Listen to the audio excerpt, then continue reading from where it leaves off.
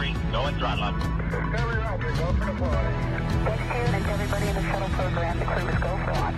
I did. Nice to be in orbit. We have followed in their footsteps to get us where we are today.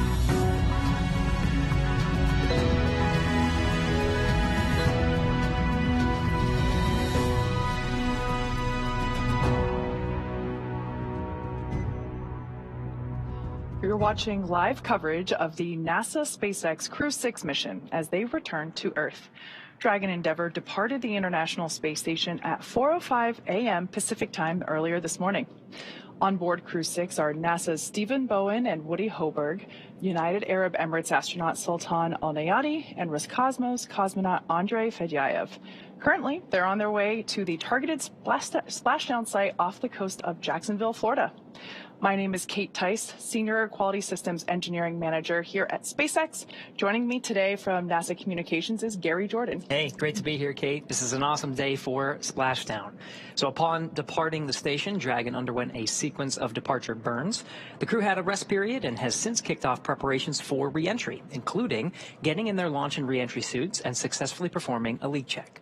The next phase of the mission is when these things really ramp up. Dragon has a series of steps to complete before returning Crew-6 home. First, Dragon will maneuver to the correct attitude and jettison its trunk, which is the cylindrical, unpressurized part of the spacecraft. The trunk is currently connected to the aft or the bottom section of the Dragon capsule where the heat shield is located. So, in order to expose the heat shield and get the vehicle ready for atmospheric entry, we'll jettison that trunk. And from there, the spacecraft will use its forward thrusters to perform a deorbit burn, which will put Dragon on a trajectory to return to Earth. This burn will last 16 minutes once it starts. The deorbit burn uses Draco thrusters on Dragon, primarily the four located on the forward bulkhead, and is executed at the apogee or the highest point of Dragon's current orbit around the Earth. This will alter Dragon's path to ultimately line it up to re-enter Earth's atmosphere. As you can see from that graphic there on your screen, it should be pretty visible, especially if you are in Florida. So head outside and take a look up. It's an incredible sight, especially for these nighttime splashdowns. But before we go any further, let's take a minute to meet our crew. That's right. On board, starting with our captain, is Steve Bowen, who hails from Cohasset, Massachusetts, and is married with 3 children. He holds the title of the first U.S. Navy submarine officer to be selected as a mission specialist by NASA. Bowen is also a veteran of 3 previous NASA space flights, including space shuttle flights on STS-126, 132, and 133. During those missions, he and his crew expanded the living quarters on the International Space Station, delivered an integrated cargo carrier, and a Russian mini-research module. With this mission, he now has logged 227 days in space, including 65 hours and 57 minutes in 10 spacewalks. Today, he is the commander of Crew-6. Sitting next to Dragon SpaceX, preemptively, we are 11 minutes out from deorbit sequence start and expect to be LOS during class Sept prep.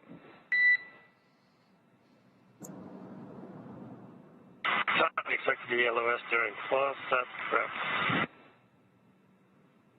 All right, those comms from SpaceX Core to Dragon Endeavour, just letting the crew know that we will have a loss of signal while we are performing the claw separation, which we mentioned that earlier is one of the steps for deorbit, but that deorbit burn coming up soon. Now, getting back to the crew on board, sitting next to Stephen is pilot Warren Woody Hoburg. The 37-year-old is from Pittsburgh, Pennsylvania. He studied aeronautics and astronautics from MIT before getting a doctorate in electrical engineering and computer science from University of California, Berkeley. During grad school, Hoburg worked as an EMT with the Yosemite Search and Rescue. Crew-6 has been Hoburg's first flight since NASA selected him to be an astronaut in 2017.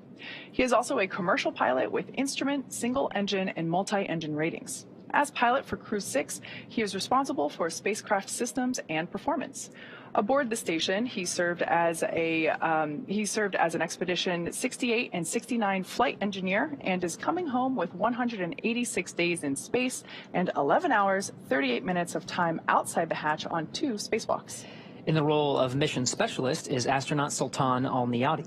He was chosen by the Mohammed bin Rashid Space Center of the United Arab Emirates to be a part of Expedition 68 and 69. The father of 5 spent most of his life in Al Ain and Abu Dhabi, but in 2020 traded that in for astronaut training in Houston at NASA's Johnson Space Center. This has been his first trip to space, so he also now has 186 days in orbit. Additionally, he went on 1 spacewalk totaling 7 hours and 1 minute. It was also the first trip to space for the second mission specialist, Roscosmos cosmonaut Andrey Fědyaev. Andrey was selected as a cosmonaut back in 2012. He will monitor the spacecraft during the dynamic reentry phase of flight. While on board station, he served as a flight engineer for Expeditions 68 and 69 and returns today also with 106 days in space. Now, to prepare for upcoming events, the Dragon spacecraft is currently doing a couple of things autonomously. It's isolating the thermal control system fluid loops from the radiator. This system is what will help keep the internal temperature of Dragon very temperate for Stephen, Woody, Sultan, and Andrey during the reentry phase.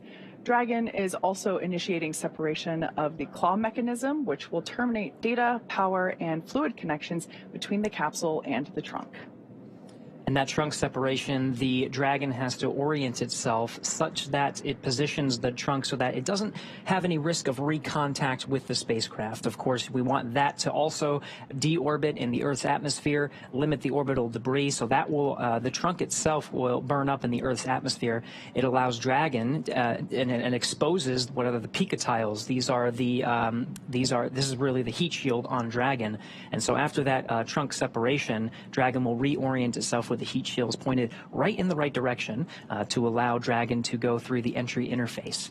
We'll see a couple of things in rapid succession at that point. Really, at the time of the deorbit burn, that's that 16-minute burn we were discussing before, and that is a retrograde firing primarily of those forward bulkhead thrusters that slow the spacecraft down significantly, not as quite as significantly as entry, but enough to really make contact with some of the upper limits of the atmosphere and start with the drag and plasma buildup that gets the spacecraft from 17,000 miles an hour to about 350 after it passes through the atmosphere. And that's about a 7-minute period. We'll have a loss of signal at that time. It's a blackout period, which we track. The plasma buildup just allows very limited comms to go through. So we'll be really just waiting for the back end of that 7-minute period until we start getting communications and data from the spacecraft. Yeah, that heat shield will be doing so much work during that reentry phase. The external temperatures of Dragon can reach up to 3,500 degrees Fahrenheit. And that's part of the reason why it will be so visible streaking across the Florida sky in a little while.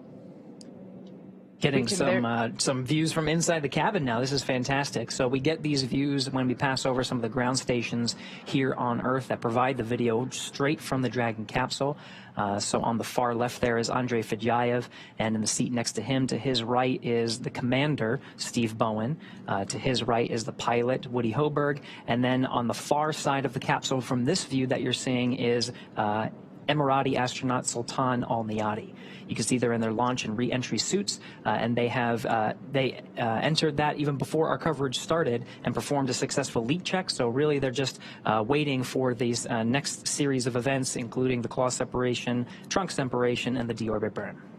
Yeah, you can just see, I love this view because you can notice the previous missions that this Dragon supported in the form of the mission patch stickers that are located there just over Andrey Fědyaev's shoulder, kind of like right above Woody's head from this particular view. This particular capsule is the Demo 2 capsule, the Crew-6 capsule, and the Axiom 1 capsule. So this capsule has been through this 3 times before. This is its fourth space flight. And I love that we are able to document those previous missions inside the capsule as a little nod to history. Yeah, this will be the 4th splashdown of Dragon Endeavour, of course, being the capsule that carried humans for the first time to orbit in a SpaceX Dragon vehicle with Bob and Doug. We've got about 5 more minutes remaining in this preparation phase for that claw separation command. As you can see, the crew continue to monitor progress using the touchscreen above their head, as well as the tablets that they have strapped to their legs. It seems as though everyone is super calm and really just hanging out. Really a nod to the Dragon vehicle itself. All of these sequences are fully autonomous. Of course, it's the role of the commander and pilot to really monitor the sequence and the dynamic phases of launch and the re-entry phases, which are really some of the most dynamic that the spacecraft will experience throughout the duration of the 6-month expedition. But they also have the help of the mission specialists. Part of their role is to look over the shoulder of the commander and pilot and look at the screens that are right in front of them, those displays providing telemetry to just be an extra set of eyes and check on some of the things, because there's a lot of data coming in, just to relay them to the commander and pilot. Everybody is watching those screens very intently. For sure. They also go through extensive training, so even though this is the first time that they have performed this splashdown in real time for this particular crew, they have worked with our Dragon trainers here at SpaceX headquarters for months in preparation for launching this mission. And so while this is the first time they're doing it for real, they have practiced this with simulations many times before lifting off. Sort of towards where their feet are on the far side of this particular view at the center is that side hatch. Last time we saw the side hatch open on Dragon Endeavour was right before Crew-6 launched to the International Space Station. It was some of the closeout teams in the White Room at Pad 39A that got the crew situated for launch, making sure that they were ready to go. And that side hatch has remained closed through the duration of this mission. It will be opened once again once the Dragon capsule and the crew are recovered by the recovery vessel named Megan. Once the recovery teams outfit the Dragon capsule and bring it onto the Dragon nest, it'll be the side hatch that they'll open to get the crew out.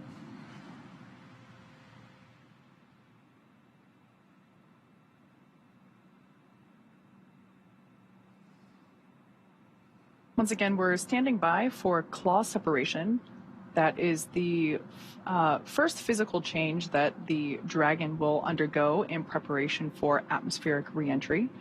That claw separation is what allows for the trunk, the cylindrical, unpressurized section of the spacecraft, to separate, and thereby revealing the heat shield, which is located at the bottom of the service section or the pressurized section of the Dragon spacecraft. So collectively, with the trunk and the pressurized section, the service section there, that trunk will separate, reveal the heat shield, and that heat shield is what will be pointing first, if you will, toward planet Earth as the capsule makes its atmospheric reentry. So again, we're targeting a splashdown off the coast of Florida. The prime landing target for today is off the coast of Jacksonville, Florida, on the Atlantic coast. That splashdown time is 9:17 p.m. Pacific time, 12:17 a.m. September 4th Eastern time, so just a little more than an hour from now. To give you an idea of how much ground they're going to cover, you can see on their map in the center of their screen, they are very close to the orbit of the International Space Station in the Dragon. They're over the Indian Ocean right now, just west off of Singapore, on a southeastern track heading towards the western coast of Australia. So just in the matter of an hour, they'll cover really the distance around the world, halfway. Yeah, when if you look at the track of Dragon and the International Space Station, how it orbits the Earth around a flat map, it kind of looks like a sine wave. So now they're on a southeastern track that will swing really south of Australia and then come up the Pacific. So you can see once we get into the re-entry phases, it will cross over southern Mexico and the Yucatan Peninsula, and perhaps if you're outside at just the right moment, just a couple minutes prior to that landing site, 12:17 a.m. So if you're still up at midnight watching our coverage and you're in central and northern Florida, be sure to head out, see if you can see, depending on the weather there, see if you can see the plasma trail as Crew-6 re-enters the Earth's atmosphere. Yeah, that's definitely one of the benefits to a nighttime splashdown. You can still see it during the day, but it is certainly much more striking whenever it's, streaking through the night sky. We've actually had a few nighttime splashdowns prior to this one. So Crew-6 will definitely be a nighttime splashdown, but we also had successful splashdowns at nighttime for Crew-5, Crew-3, Crew-2, and Dragon, Crew-1. SpaceX, we're back with you. Deorbit sequence start. SpaceX Dragon, put the heads back, and we see the same. So that deorbit sequence starts with what's called claw sep prep, claw separation preparation. So once that claw begins to separate, it's about 45 seconds for that sequence to initiate, and then the trunk separates about 45 seconds after that claw separation. So it's relatively quick. So we're still in claw sep prep.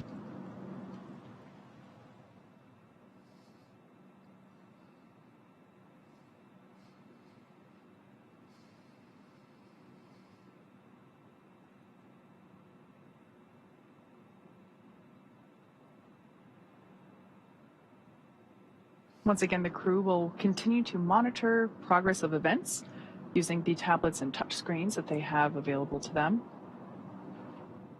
The touchscreen directly in front of pilot Woody Hoburg and Commander Steve Bowen also allows them to monitor the state of the Dragon flight computer, as well as be able to keep tabs on any thruster burns that occur.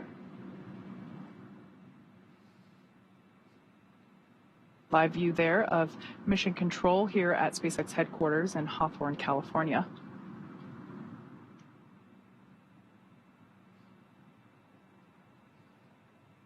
And for those that might be wondering, that, yes, is a lava lamp in the center of mission control.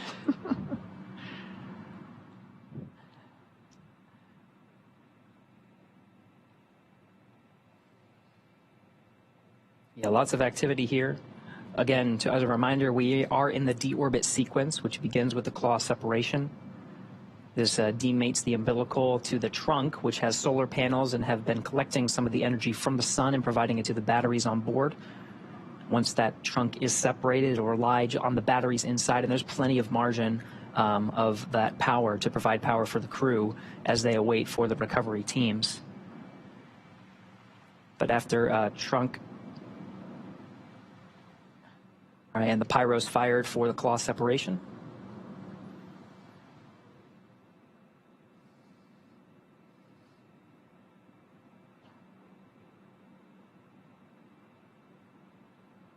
Claw separation is complete.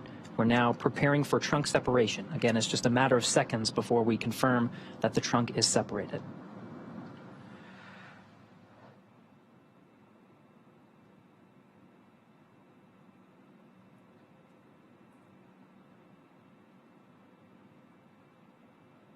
Once again, since that claw is now separated, we're able to separate the trunk.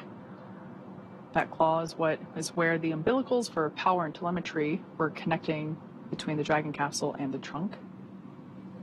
The pyro's fired for that trunk separation. Dragon, SpaceX, nominal trunk jettison. Copy, nominal trunk jettison. All right, so yeah, we have a good trunk separation that starts about a 5-minute clock until we begin that deorbit burn. So that means telemetry is looking good. The nitrox system is primed for cabin and suit cooling, and the heat shield is now exposed and ready for atmospheric reentry.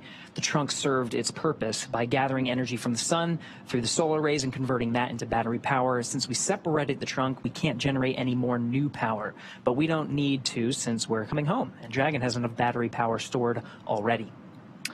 Up next, we have the final steps that Dragon will perform prior to reentry, the slew or maneuver to deorbit burn attitude and the deorbit burn itself. This is the last time that the forward Dracos, which are the 4 thrusters located on top of the spacecraft under the nose cone, they will ignite. The deorbit burn will place Dragon on a precise trajectory to the splashdown zone off the coast of Florida and will last about 16 minutes, once it starts, and it looks like we're just under 3.5 minutes away from that deorbit burn initiation. We did confirm that slewing has started. So again, Dragon positions itself sort of off to the side to jettison the trunk so it doesn't have risk of recontact with the spacecraft and successfully burns up in the atmosphere. So it slews or reorients itself to make sure that those forward bulkhead Dracos are pointed in the right direction. We want a retrograde firing to really slow us down. So retrograde meaning the Draco thrusters fire in the direction that the Dragon is traveling in. So the nose is sort of pointed forward if you were to think of it as traveling along that axis. It's almost like the brakes, like when you're driving a car. Essentially. And this is a long burn. This is a 16-minute burn. So once it starts, we're going to stand by and just make sure and follow along and just make sure that that has a good performance. That really sets them up to and decreases their velocity just enough so it loses some altitude and starts to make contact with the atmosphere. That slowing down, really all that does is just reduce the altitude, so it doesn't really slow it down too much. We're still hanging around 17,000 miles an hour, but it's really the atmosphere that does the bulk of the braking. It's the friction against the atmosphere and that plasma buildup. We go from 17,000 miles an hour to 350 through that process. In just a matter of minutes. Minutes. So it really does make sense that this deorbit burn, the braking, the slowing down of the Dragon capsule in preparation for all of that, it makes sense that it's 16 minutes long. We're now about 1.5 minutes away from the initiation of that deorbit burn. Right, again, we are in the deorbit sequence, which begins with that claw separation and trunk separation, both of which were successful. So now we're in what's called the deorbit prep. The spacecraft has slewed with the forward Dracos pointed in the right direction, and we're priming those Draco thrusters ready to fire for that 16-minute burn. Once again, this deorbit burn will place Dragon on a precise trajectory to return to the splashdown site just off the Atlantic coast of Florida near Jacksonville.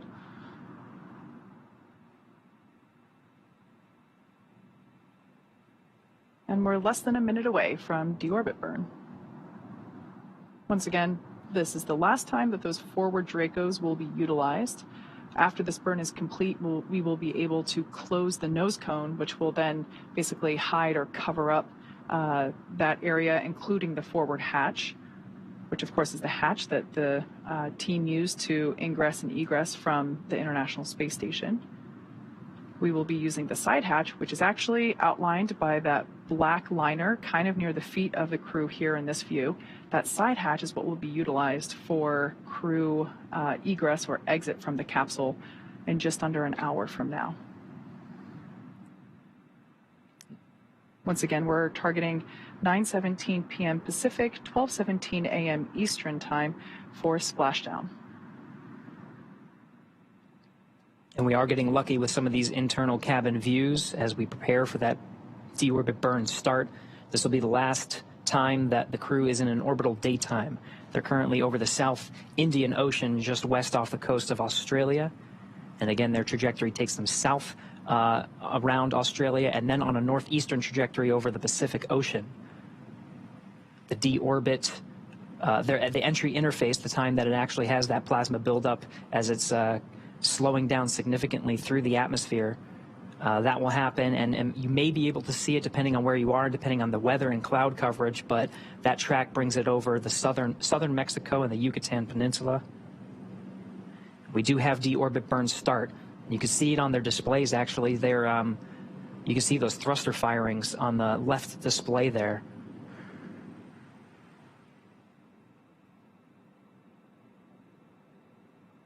So again, that's a 16-minute burn.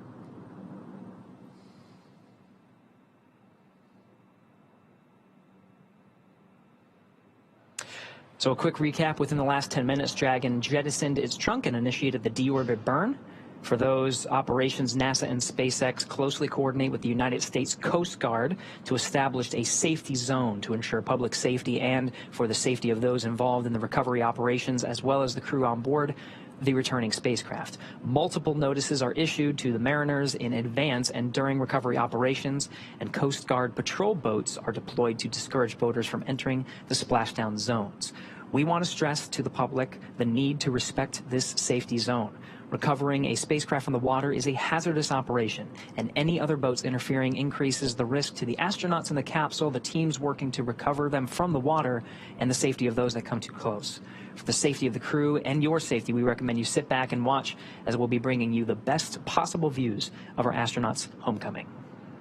The only exception to that, of course, is if you live in Central Florida and you want to look outside through the window or head out into your front or backyard, you should definitely be able to witness Dragon capsules streaking across the night sky. It'll be super bright. Absolutely. Now, like I mentioned earlier, this deorbit burn is the last time that those 4 forward Draco thrusters will fire. Dragon Endeavour has not yet entered the Earth's atmosphere. This deorbit burn is what will line the vehicle up and put it on that final trajectory to the landing site, which, as we just said, is off the coast of Florida, near Jacksonville. Right now, as you can see on your screen, Stephen, Woody, Sultan, and Andrey continue to use their screens to keep tabs on the burn duration, the Draco thruster firings, and trajectory details like the entry angle, capsule perigee, and how much distance remaining until deorbit burn termination. Right now, Dragon is flying itself, so all the crew has to do is stay strapped in their seats and keep tabs on things. Great view there of being able to see exactly what the crew can see with respect to those Draco thrusters firing.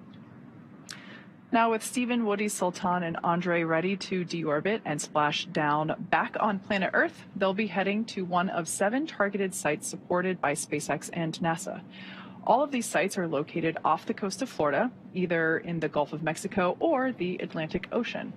Spreading the supported sites across multiple locations helps us maximize the return opportunities for this mission and future crews, lowering the chance that we'll have to wave off due to bad weather.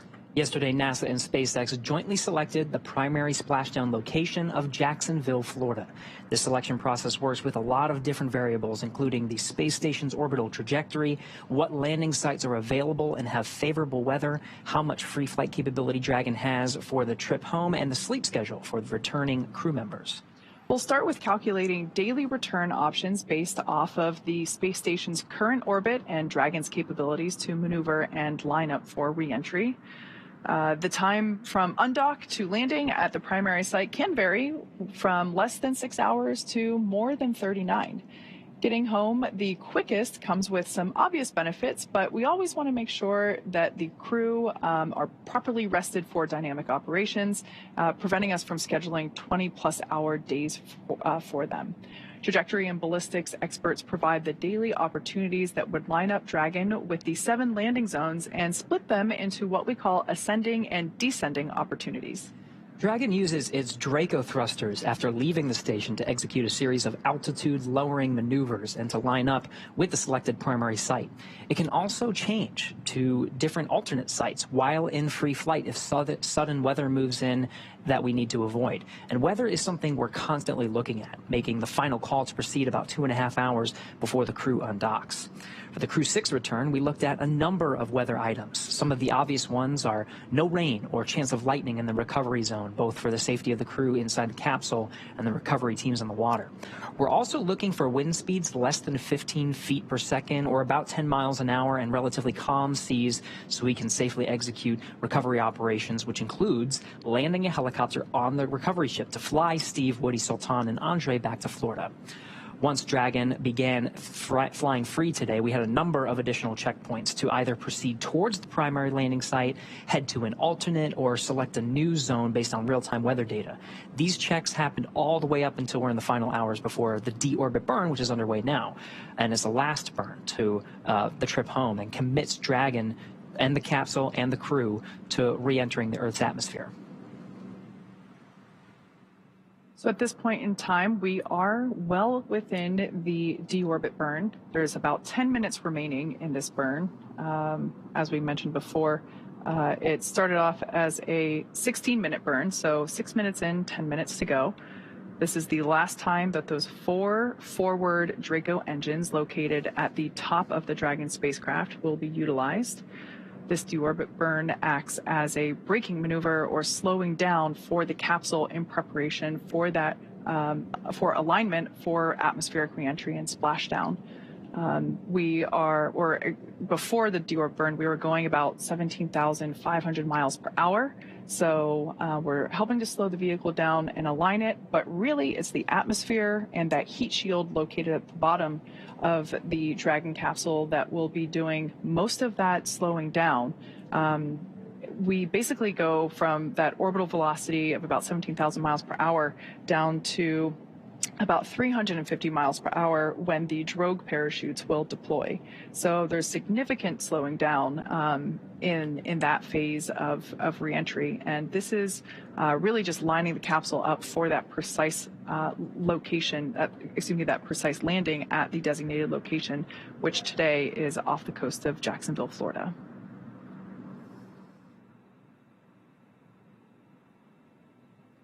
And of course, the parachutes really do a lot of the work from that 350 miles an hour down to about the time of splashdown.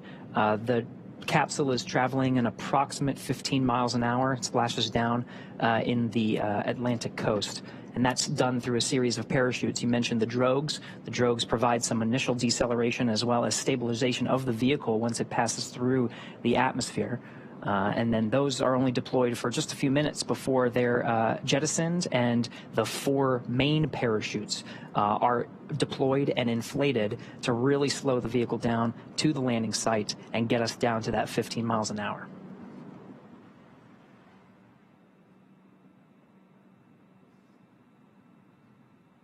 The crew continues to look pretty calm, collected, and comfortable as they continue to monitor this deorbit burn.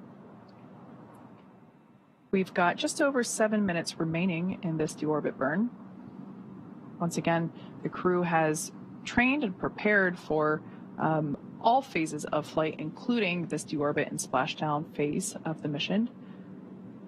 So I often like to think that, during moments like this when there's something dynamic going on and we just see the crew chilling, it's such a testament to that preparation, that training that they do both with the NASA teams and the SpaceX teams prior to even arriving at the launch pad. And they try to maximize the crew's comfort through the duration of Dragon's flight. When we covered undocking just what seems like just a couple of hours ago at this point, they had these launch and entry suits, and that was because they put them on during some of the more dynamic phases, and that includes the actual contact and separation from the International Space Station. But very shortly after they exited the keep-out sphere, which is only 200 meters away, they got the call that they could remove those suits, and they had the suits off for really the most of the duration of the flight. They have them back on, but you can see their visors are up. And even though this is a very dynamic phase, and this is a 16-minute burn and a very important milestone of the Dragon's return to Earth, the visors will come down and the suits will provide that extra layer of protection through atmospheric reentry. That is a very dynamic phase. Of course, there's the plasma buildup on the outside of the station and a blackout period. There's a lot of stress on the vehicle, so that just provides an extra layer of protection for the crew. Yeah, you mentioned maximizing crew comfort, and we do that not just through operational decisions like when you can take off or doff the suit, but also the design of the suit itself, as well as the seats. So each crew member has a bespoke spacesuit. They basically the suits are specially fitted for each crew member to make sure that it is as comfortable as possible while maintaining the extraordinary high levels of safety required. But the seats as well also have length and sizing customizations in small, medium, large, basically, for the armrest, the bucket, the seat itself, and as well as the footrest. So, yeah, we definitely try to maximize the crew comfort in as many ways as we possibly can. And once again, we are in the deorbit burn. This is the burn that lines the crew up for that precise landing off the coast of Jacksonville, Florida. And we're just under 5 minutes remaining in this burn.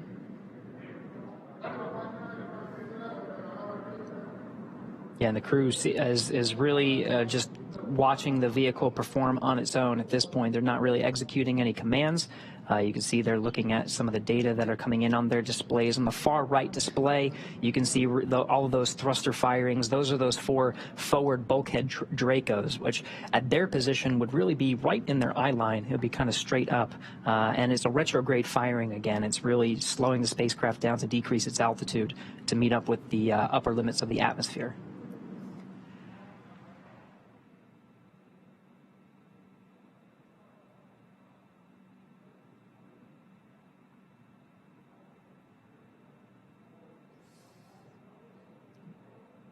We're 12 minutes into the burn, have about 4 minutes left.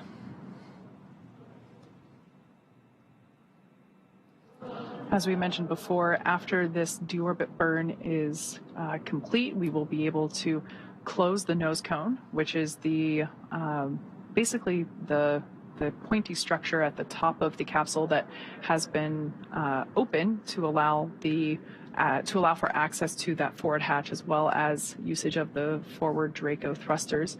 So we'll be able to close that, and that will basically make put the capsule back into its aerodynamic shape.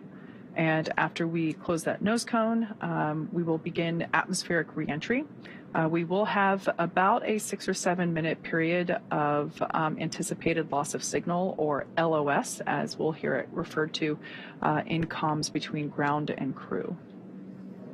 And there is some margin built into the operations. This, again, the deorbit burn is executed at the apogee of their trajectory and allows them to decrease that altitude. And it's a 16-minute burn, so that will take us to about 8:40 Pacific, so just a couple of minutes left. They have about 25 minutes until they start experiencing some drag on the atmosphere, and that allows the Dragon spacecraft to do a couple of things. It allows them to close the nose cone, as you mentioned, and also slew the Dragon once again and get into the entry interface with the pica tiles and the heat shield pointed in the right direction to take the loads of the friction of the atmosphere. Exactly. So if you want to think about Dragon's orientation at the moment, the forward end, or if you think of how Dragon is oriented when it's on the launch pad, it's the top end of the Dragon spacecraft is basically pointing forward along their trajectory. So those thrusters are performing a retrograde burn, which is slowing the vehicle down. So we will want to, after this burn is complete, basically rotate the capsule or slew it in order to make sure that that heat shield is then the end, the bottom end is what is actually pointing toward, in the direction of their trajectory, so that that heat shield is able to do its job, which is really utilize that friction that will be made while coursing through the Earth's atmosphere and slow that vehicle down significantly. Once again, we're going from an orbital velocity of about 17,500 miles per hour, and that atmospheric reentry, that heat shield action will take us down to about 350 miles per hour. So we're about just over 1 minute remaining in the deorbit burn.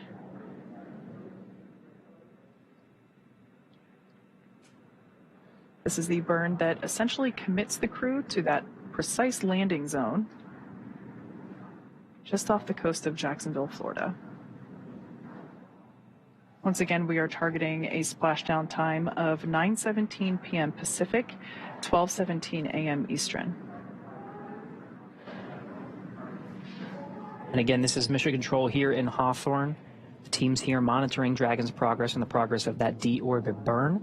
It'll be the crew operations and resource engineer, the core, that's the voice from here in Mission Control in Hawthorne, that relays the burn performance status up to the crew via Dragon to ground.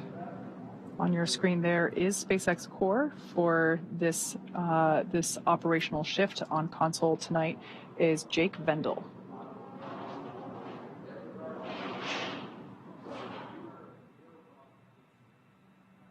As Gary mentioned, this is the primary communicator for from SpaceX Mission Control to the crew.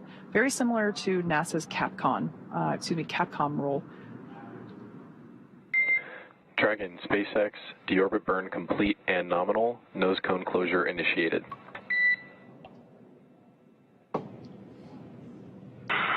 Dragon copies. All right, good news there coming from SpaceX core, Jake Fendel, letting us know that the deorbit burn completed and everything went nominal or as expected. So that's all really good news. Very good. We are in the deorbit sequence now. So that you just heard the nose cone is about to close, and I can see it's actually closing now. In the background, the Dragon is currently inhibiting those forward bulkhead Draco thrusters that we just used to complete the deorbit burn, ensuring it's safe to latch the nose cone and shut for reentry. Also, the vehicle has initiated the nitrox suit purge.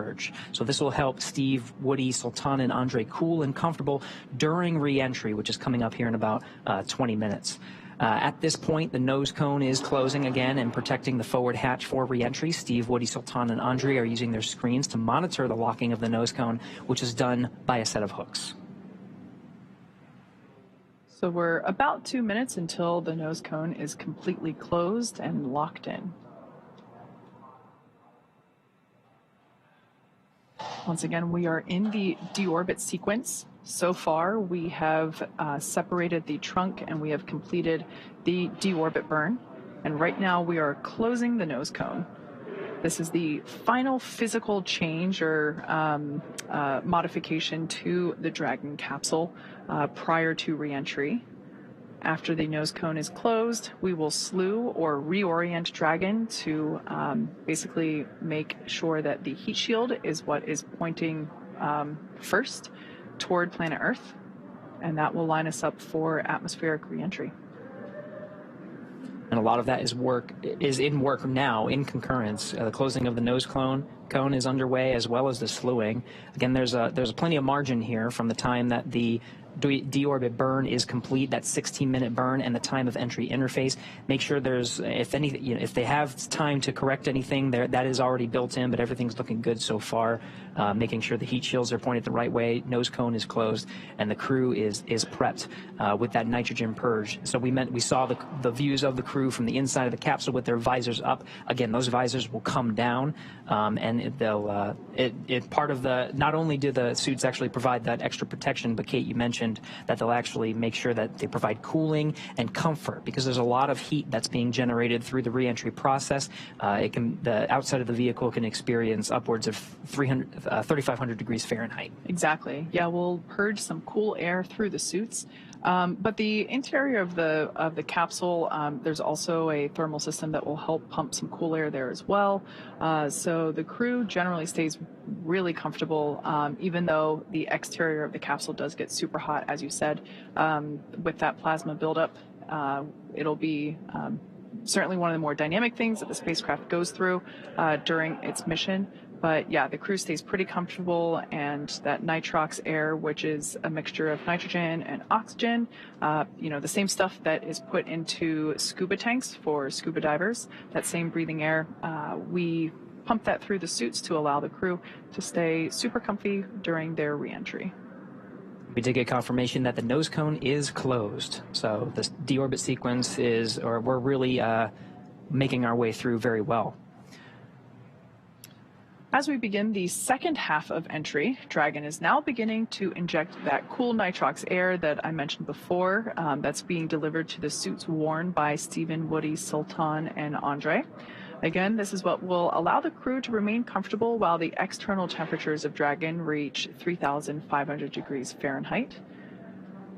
The heat shield will be pointing forward, leading the capsule to the landing site. Now, speaking of that heat shield, Dragon's primary heat shield is comprised of Pica 3.0, Pica meaning phenolic impregnated carbon ablator. The first generation Pica was initially developed by NASA for studying and sampling comets within our solar system. Yeah, really cool history here. SpaceX partnered with NASA to develop Pica X, which was the second generation product used on all Dragon 1 cargo resupply missions that successfully resupplied the space station on 20 different missions. Pica 3.0 was developed specifically for use on the Dragon 2 crew and cargo, with enhanced structural and thermal properties that optimized the heat shield and drove down cost cost en masse. Yeah, pretty cool. The remainder of Dragon capsule is comprised primarily of SpaceX proprietary ablative material. It's another class of thermal protection, which is lighter weight versus Pika and protects the underlying composite structure during reentry to basically ensure that the structural capabilities are maintained from mission to mission. And while Dragon will experience temperatures well over 3,000 degrees Fahrenheit, Kate, you mentioned 3,500 degrees, during peak re-entry conditions, the characteristics of the TPS, the thermal protection system, coupled with the ECLIS, environmental control and life support system in the pressurized interior, will ensure that Steve, Woody, Sultan, and Andrey stay cool and comfortable during all phases of re-entry through splashdown. After Dragon Endeavour has re-entered the Earth's atmosphere, a series of parachutes will deploy to slow the crew's descent. As we mentioned before, the first set will be the 2 drogue parachutes, followed by the 4 main chutes, and those will guide Dragon to its first contact with Earth since launching in April earlier this year. Dragon will automatically deploy these parachutes when different pressure and positioning sensors on the capsule detect that they are at the right speed and altitude. Vehicle velocity at drogue deploy is approximately 300 miles per hour. They deploy at about 18,000 feet. Then vehicle velocity at main parachute deploy is approximately 119 miles an hour. They deploy at about 6,500 feet. Vehicle velocity at water splashdown is about 16 miles an hour. Highest G load the crew will experience during reentry is approximately 3.5 Gs. So again, the nose cone is closed. Those nose cones are secured by a series of latches. The first set of hooks is closed, and the second set of hooks is traveling to secure the nose cone. Again, that is closed, and the vehicle is slewing or orienting itself with the deorbit position, with the entry interface position, to allow the heat shield to meet up with the atmosphere. And those Pika tiles that were designed to take those loads of the heat will be pointing the right direction.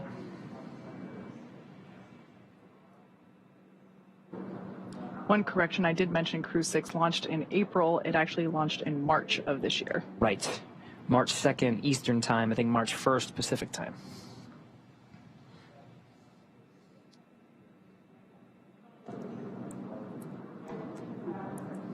It's 8:47 p.m. Pacific Time now. We're about 30 minutes from the expected splashdown time. Again, we're tracking 12:17 a.m.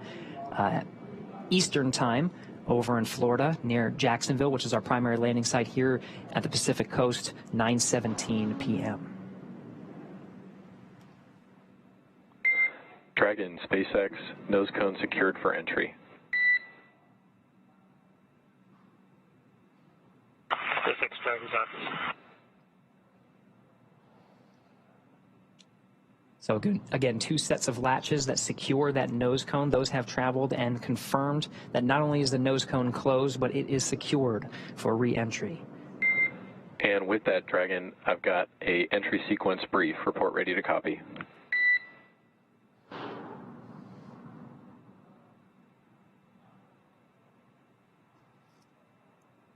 SpaceX Dragon, we are ready to copy. All right, Steve. We see blackout start at 0404, blackout end at 0411, and splashdown at 0417. No update to vehicle status. Weather still looks good. How copy?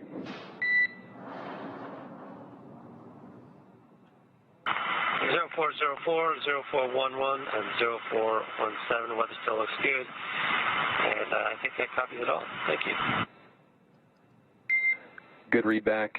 One more note, we noticed prior to the burn a few of the tablets were not secure to the satchels. I'm hoping that you can positively verify that each tablet is indeed secure.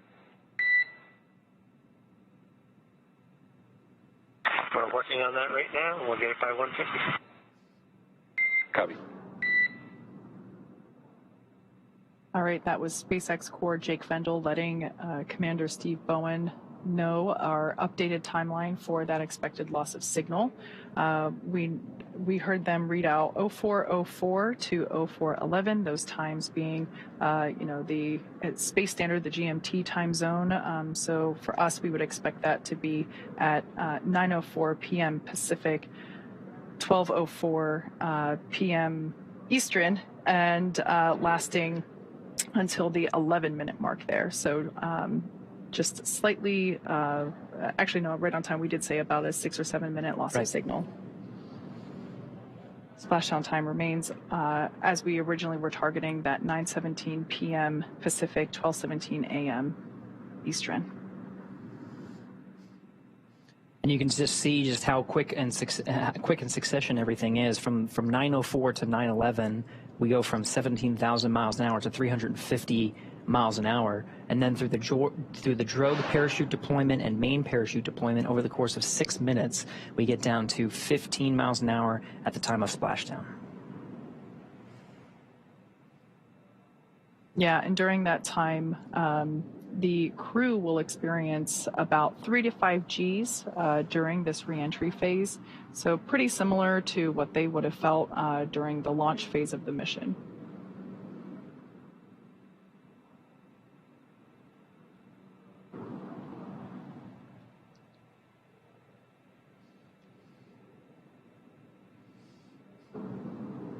We're focusing on the flight control teams here in Mission Control in Hawthorne through the duration of today's operations. If you've been following along for our coverage, we've been joined with the flight control teams over in Houston, Texas. Of course, they are monitoring very closely, but that was really for joint operations.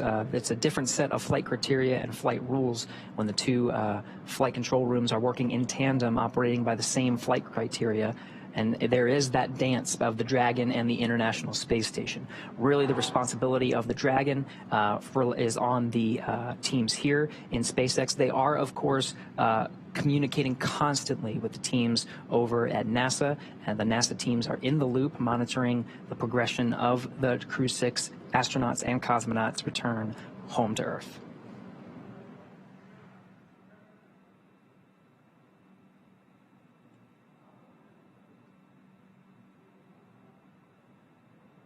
So we've mentioned before that our anticipated loss of signal is coming up at 9:04 p.m. and will last about 7 minutes until 9:11 p.m. Pacific time. This occurs on all of our Dragon reentry missions. It is pretty standard and expected, the 7-minute period where the Dragon is unable to send any telemetry to the ground or be commanded from the ground, including no communications, which is why we call it a communications blackout. So the reason for that being, as we've said a couple of times, the heat shield located at the bottom of the capsule will be doing a ton of work as it encounters that friction from the atmosphere as it re-enters. This is a good thing. It's helping to slow the vehicle down from 17,000 miles per hour to about 350 miles per hour. Now, as a result of all that work being done by the heat shield and the friction, this plasma forms on the exterior of the capsule, and that's why we have these thermal protection systems, or TPS, all around Dragon to help protect it during these phases where that plasma builds up and gets really hot. It'll reach about 3,500 degrees or thereabout during this reentry phase. So pretty standard. That being said, it does make for a great view. If you live in Central Florida, you will definitely be able to see Dragon streaking across the night sky. Really, if you look up, you won't be able to miss it. Now, of course, once Dragon splashes down, and we did get that read very recently up to the crew that we're right on target for that 9:17 p.m. Pacific, 12:17 a.m. Eastern Time splashdown off the coast of Jacksonville. The recovery teams are already staged. We got word that the recovery vessel named Megan is out there. That'll be the one that actually lifts the Dragon capsule up from the water. There's also fast boats and jet skis and whole teams really ready to go to support the recovery operations. We've supported many nighttime landings or splashdowns in the past, and so they're very used to these operations. Dragon has systems built into the outside of the capsule that allow for flashing lights and a lot of calling of attention to itself to make sure that the recovery teams can easily see it. And of course, the assets themselves have equipment on board to be able to locate, track, and find, and of course recover the Dragon capsule. And so those teams will go out. They'll perform a sniff. That's actually the first thing that'll happen. happen is the fast boats will circle the vehicle and just make sure that the Dragon capsule itself is safe to approach. There's dedicated teams that go out and make sure there's no leaking of nitrogen tetroxide or any hazardous materials before the rest of the teams move in. There's a lot of team members that are out there now to support the operation. Yeah, this evening for this Atlantic Coast recovery, we are utilizing our recovery vessel, Megan, and those teams are stationed about 3 miles away from the targeted splashdown site. So it's one of my favorite but frustrating parts of splashdown is after we see the capsule actually land in the water and we see the parachutes be released and splash down as well, we then have to wait for the recovery vessel to trudge those 3 miles, and in that time we're able to see the fast boats approach the capsule, as the name suggests, much faster. They are slower than Megan, the primary recovery vessel. So they can get out there much quicker and perform, as you said, that sniff test as well as recover the parachutes from the water. Yeah, and we've seen lots of improvements just because, you know, we're talking about Crew-6 right now. So this is not just a 6 mission. We've also done this with the demonstration mission with Bob and Doug, Demo 2.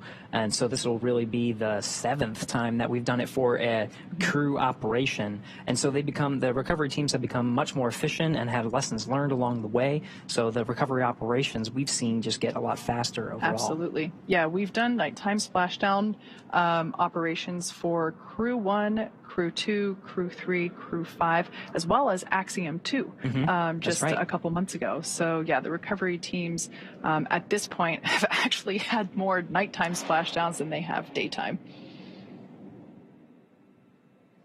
I should say for crew missions. That's right. Not for NASA crew, but for crewed missions, I'm not counting the cargo missions. Right. And it is a good nod to make sure that we mention the private missions as well. We mentioned the Axiom mission 1 and 2, of course, Inspiration 4.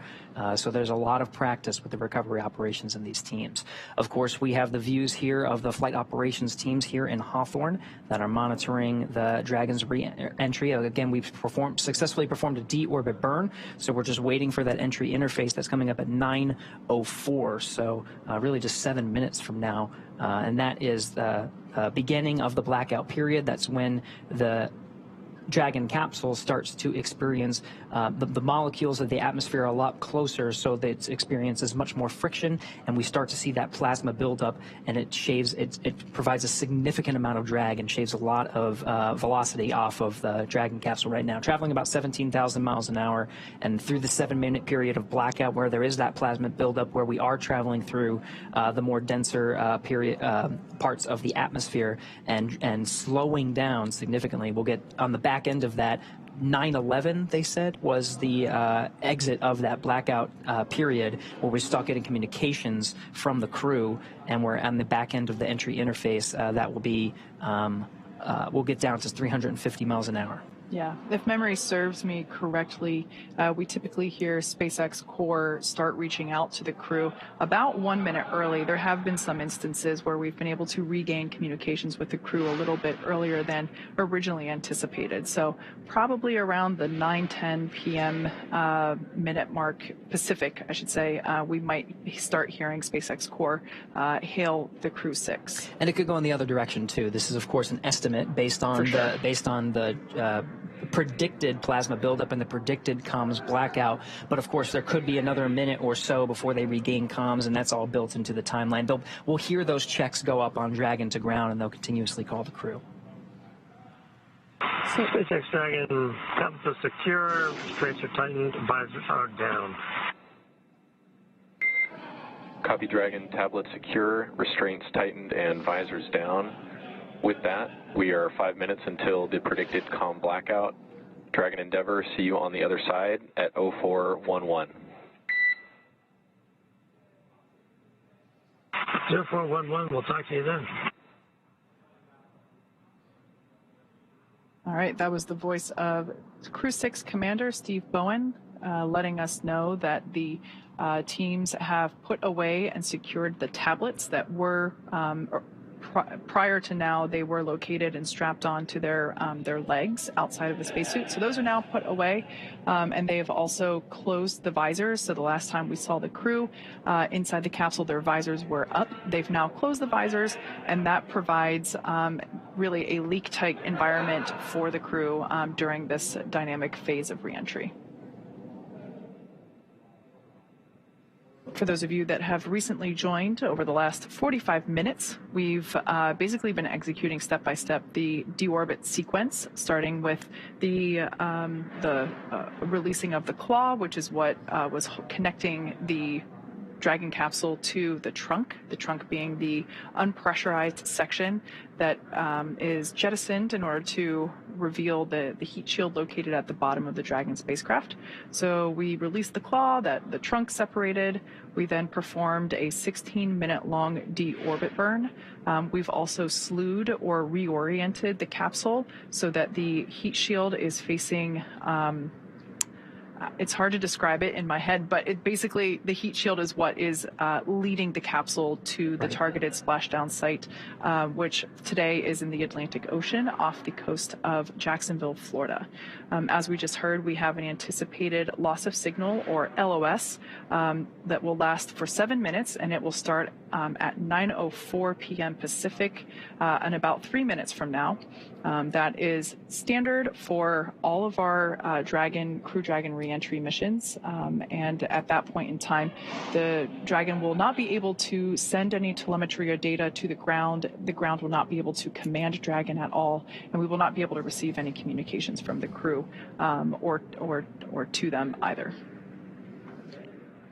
Now, on the back end of the communications blackout, when we receive a word from the crew, it'll be the crew themselves that read out some of the calls of their status, and we'll be relying on them, and of course the data that we're receiving from Dragon now that we're outside of that blackout to determine the performance of the vehicle. We'll see those drogues. There's 4 main parachutes that allow for a safe landing. The parachutes are designed with that 4th in mind, so that even if the 4th were not to inflate all the way, 3 could actually provide enough resistance to properly decelerate the Dragon so that it lands right on time and provides a normal amount of drag on the vehicle to get us down to that 15 miles an hour at the expected time.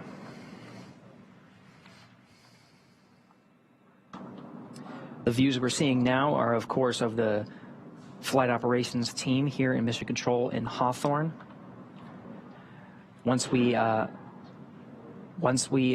We'll soon hopefully be getting some views from the recovery vessels out in the Atlantic Ocean. That's the recovery vessel Megan, as well as the recovery teams on fast boats and jet skis.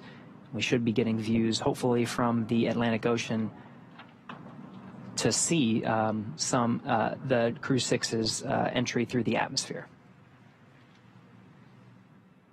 I was trying to look through my notes. I can't quite remember what it is off the top of my head, but you were talking about the parachutes before, and the drogue chutes that we deploy prior to the main parachutes. Those drogue chutes help provide additional slowing and stability for the Dragon capsule as it comes out of that atmospheric reentry. And I forget what factor it is that if we didn't have the drogue parachutes, I think it's something like the main parachutes would have to be manufactured to be 2 to 3 times stronger, which of course would add weight to the capsule itself. And in spaceflight, everything is weight. You want to minimize the weight that you're taking. So those drogue chutes are definitely small but mighty in the job that they have to do. Now we're under a minute away from that, or just a couple seconds rather, away from that anticipated loss of signal, or LOS. This will be a 7-minute period in which we were unable to communicate with the crew, and we are unable to command Dragon or receive telemetry or data from it.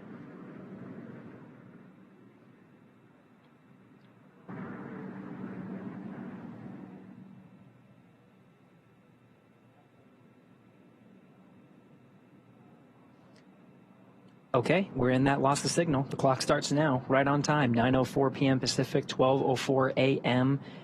Eastern. That starts the 7-minute clock of the anticipated communications blackout. Kate, as you mentioned, the teams here in Mission Control in Hawthorne may start reaching out to the crew a little early. The crew themselves may see an acquisition of signal from their own data and call out to the teams to let them know that they're outside of the blackout. It could be intermittent too, so there's a lot of different factors, but the key here is communication, and they'll continue to talk to make sure that they are relaying they, meaning the crew, are relaying the information to the teams here in Mission Control Hawthorne, and of course the Hawthorne will be able to respond. Right. So for those of you that have just recently joined us, at this point we have entered a communications blackout period, a loss of signal or LOS, and lasts approximately 7 minutes due to plasma formation around the spacecraft.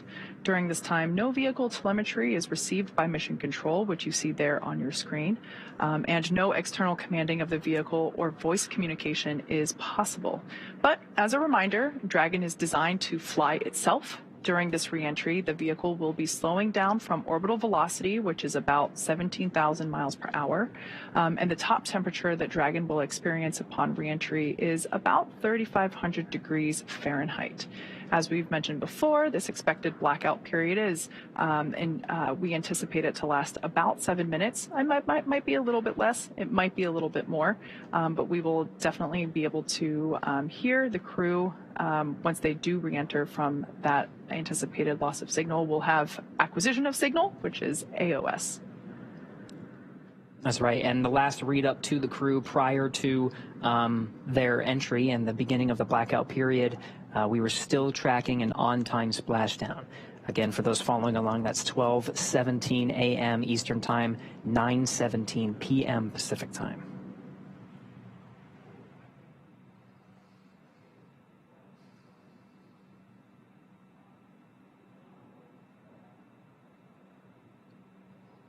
We're now within the atmospheric entry phase of the return for the Crew-6 crew.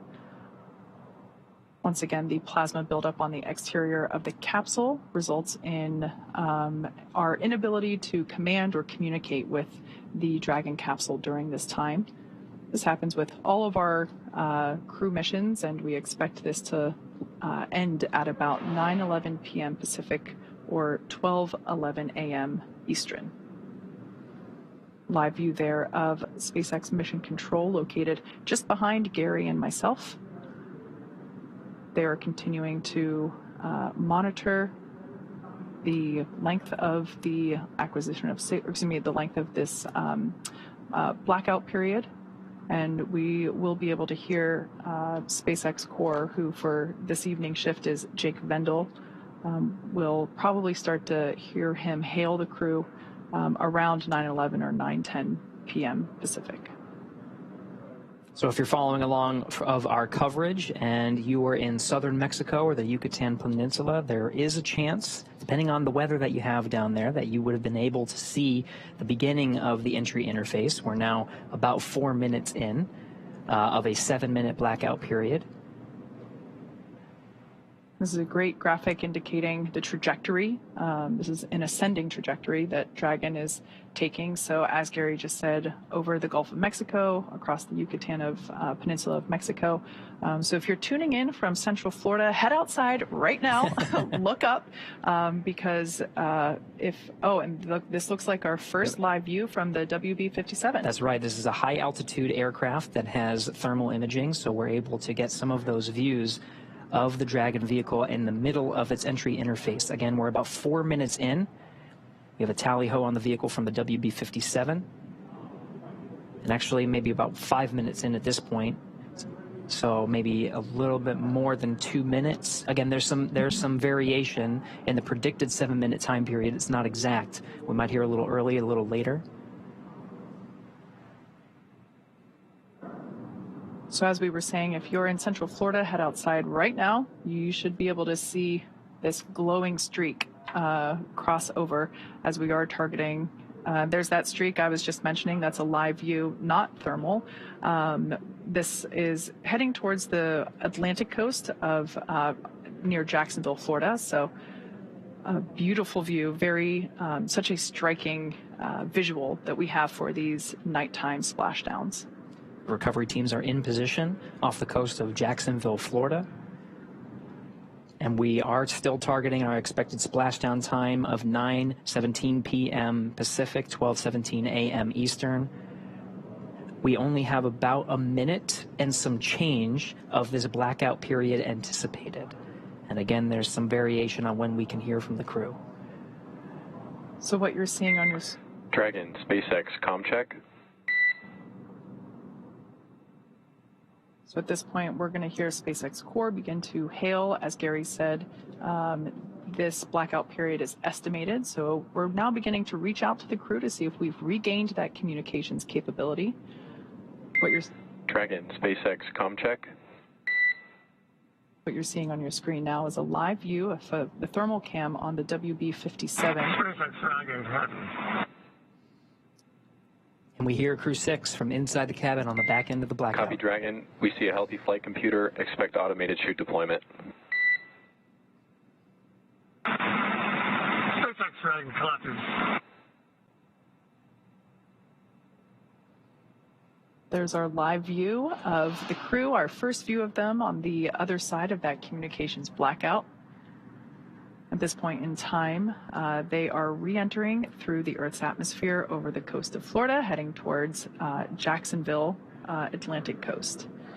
Up next will be the deployment of the drogue parachutes, which should happen in about 2 minutes, just over 2 minutes. You can see they got through some of the thicker parts of the atmosphere, and that plasma buildup is starting to dissipate. We have about, less than 2 minutes or so. Dragon, SpaceX, GPS converged. Expect nominal altitude for drogue chute deploy. SpaceX Dragon, copy. All right, so that call out just letting the crew know that they can expect to have the initial parachute deployment, that is the drogue parachutes, and that those typically deploy about 18,000 feet. At that point in time, the capsule is going around 350 miles per hour. Some of the data and telemetry from Dragon is in meters, so if you do hear those calls from the crew and from us, some of the telemetry we're seeing is in the metric system.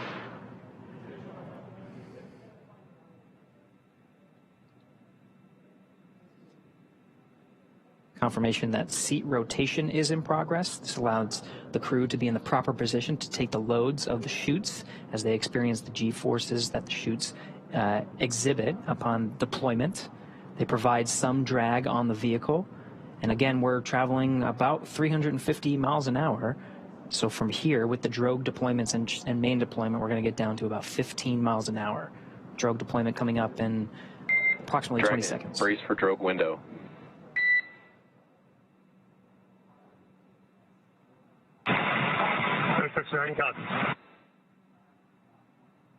And we're roughly 30 seconds away from that drogue deployment.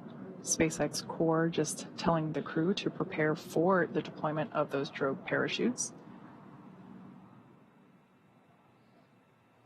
At this point in time, they are around, or when the drogues are deployed, they're traveling around 350 miles per hour. At the time that the main parachutes are deployed, just seconds later, they'll be going around 120 miles per hour. So these drogue parachutes help provide further deceleration as well as stability for the capsule prior to those main parachute deployments. Drogue pyros have fired, and we have good confirmation of drogue chutes. 2 drogues. It's a view from inside the parachute bucket.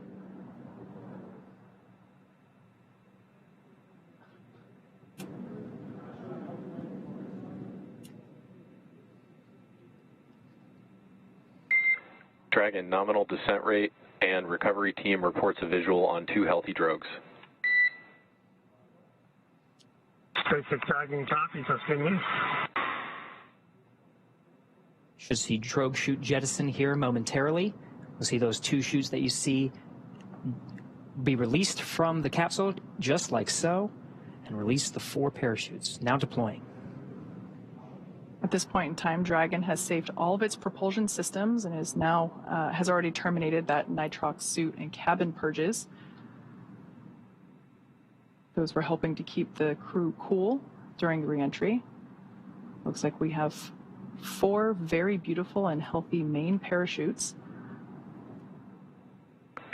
Dragon, we see a nominal descent rate on 4 healthy mains. SpaceX Dragon copies, and SpaceX Dragon coming up on 1,000. So there's that confirmation. Copy, 1,000 meters. Confirmation of those 4 healthy chute deployments.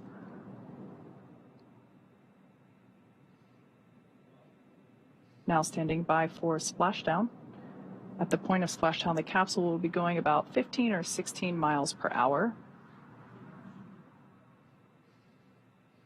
Continuing to decelerate from a speed of about 120 miles per hour. 800. So we will now begin. Copy, 800. To hear Commander Steve Bowen call out the altitude as they approach the water surface. That is again in meters. Landing in water is simpler and provides more margin against unlikely parachute issues. We had to learn how to make Dragon waterproof, but once you do that, it's very much a rinse, review, reuse type process. 600. Copy, 600.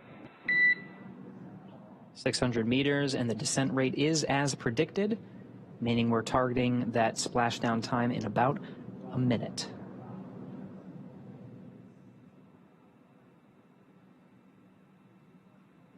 Live view of Dragon Endeavour with the Crew-6 team members on board, being held up by 4 beautiful main parachutes. Dragon, we see 400.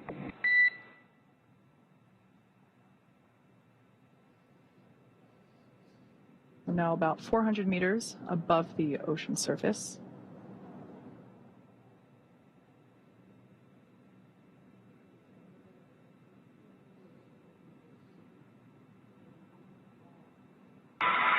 SpaceX Dragon 200 braced for splashdown. Copy, braced for splashdown. Again, the seats have been rotated in a position to take the loads of re-entry and parachute deployment as well as splashdown. The crew is braced. We are inside 100 meters.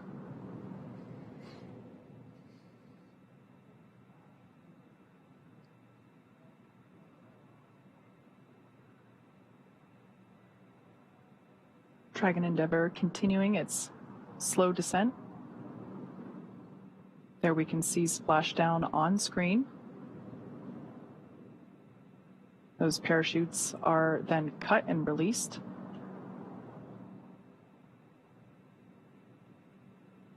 Dragon Endeavour has now returned home. NASA astronauts Steve Bowen, Woody Hoburg, Sultan Alneyadi, and Andrey Fědyaev. SpaceX Dragon splashdown. You're in water, Dragon. Copy, splashdown, and we see main chutes cut.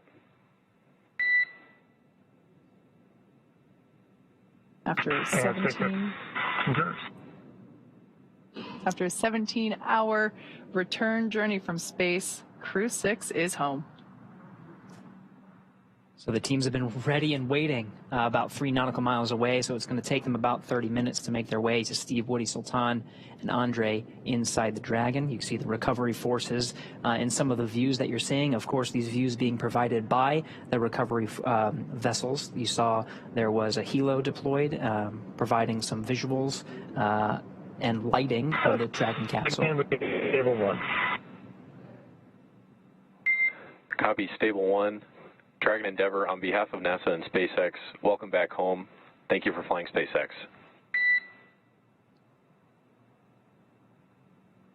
Thanks, SpaceX Endeavour. We greatly appreciate all the support from all the initial training through the launch, throughout the mission, keeping us abreast of all the status of the vehicle, and all the support all the way down. This has been incredible. Greatly appreciated. I look forward to working with you all again.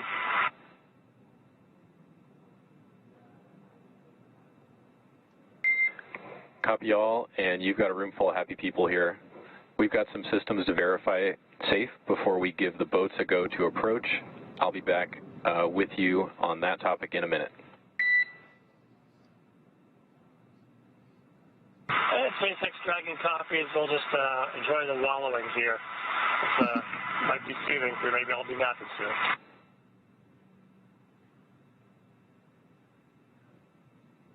So there we just heard SpaceX Core just indicating to the crew that we're going to do some checks here. Here from Mission Control Hawthorne, we're going to do some system checks to make sure that everything is safe as necessary on the Dragon Endeavour capsule. They will then give the go for safe approach to the teams there that you see on your screen in the fast boats. One of those boats will focus on recovering the parachutes from the water. The other will begin inspections, a sniff test for those onboard propellants, nitrogen tetroxide and monomethylhydrazine. They are toxic if someone were to breathe them, so we definitely want to ensure the safety of the entire recovery team as well as the crew. So one of the teams in the fast boats will perform a sniff test using devices while wearing personal protective equipment to ensure that none of those propellants have leaked out and that there's no vapors lingering from, just many minutes ago when those thrusters were actually firing back in space. Precisely. Now this is the fourth splashdown of Dragon Endeavour and completes the fourth mission, Crew-6, splashing down right on time, 12:17 a.m. Eastern Time, 9:17 p.m. Pacific Time. We're getting views from the recovery vessels that are out many nautical miles away from the coast of Jacksonville, Florida. And the crew and teams here in Hawthorne reported a stable 1 position. That just notifies that the capsule is in the ideal position, floating in the Atlantic Ocean there, upright, with the heat shield in the water and the nose cone pointed towards the sky, as you see there.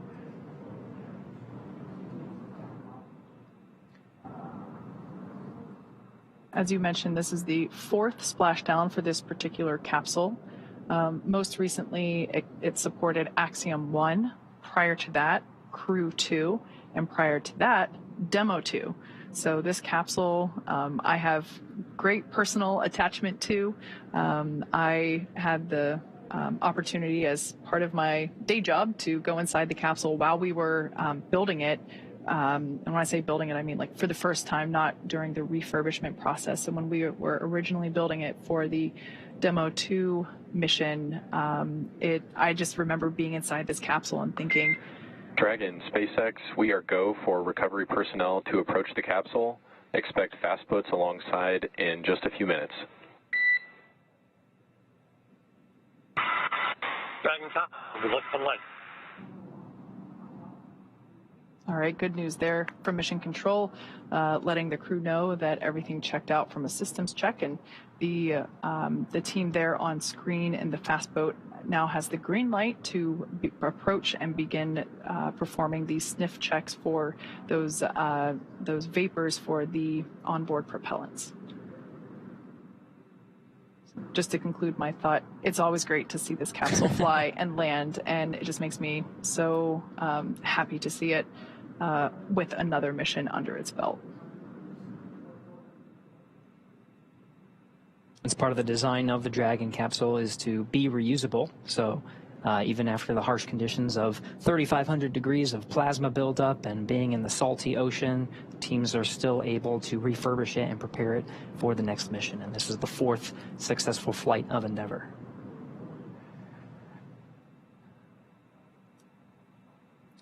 So after those hypergol checks, Dragon teams we may see some of the team members crawling on the outside of Dragon and begin the rigging process, as the recovery vessel Megan has the equipment necessary to bring the Dragon out of the water into what's called the Dragon's nest, and that allows the capsule to be positioned and stable on a boat and allow some of the personnel on board that boat, that ship, to open up the side hatch. We were talking about the side hatch a little earlier. That has remained closed through the duration of the mission. The last time it was open was on Launch Pad 39A, as some of the teams were preparing Steve, Woody, Sultan, and Andrey for their launch to the International Space Station and the beginning of their expedition of science, maintenance, and upgrades aboard. Now it'll be opened again here very shortly. It does take some time, so it could be 30 minutes to an hour before we actually see them on the boat and they start egressing the capsule. But we'll provide coverage until they're safely aboard the recovery vessel Megan, and all 4 crew members have egressed Dragon. So this image that we see here was taken just minutes ago, a beautiful capture of the moment when Crew-6 was re-entering over Florida. We can actually see NASA's VAB and Pad 39A in the distance. So this is such a cool time-lapse capture of the re-entry streak that we saw just minutes ago of the Crew-6 re-entry and splashdown.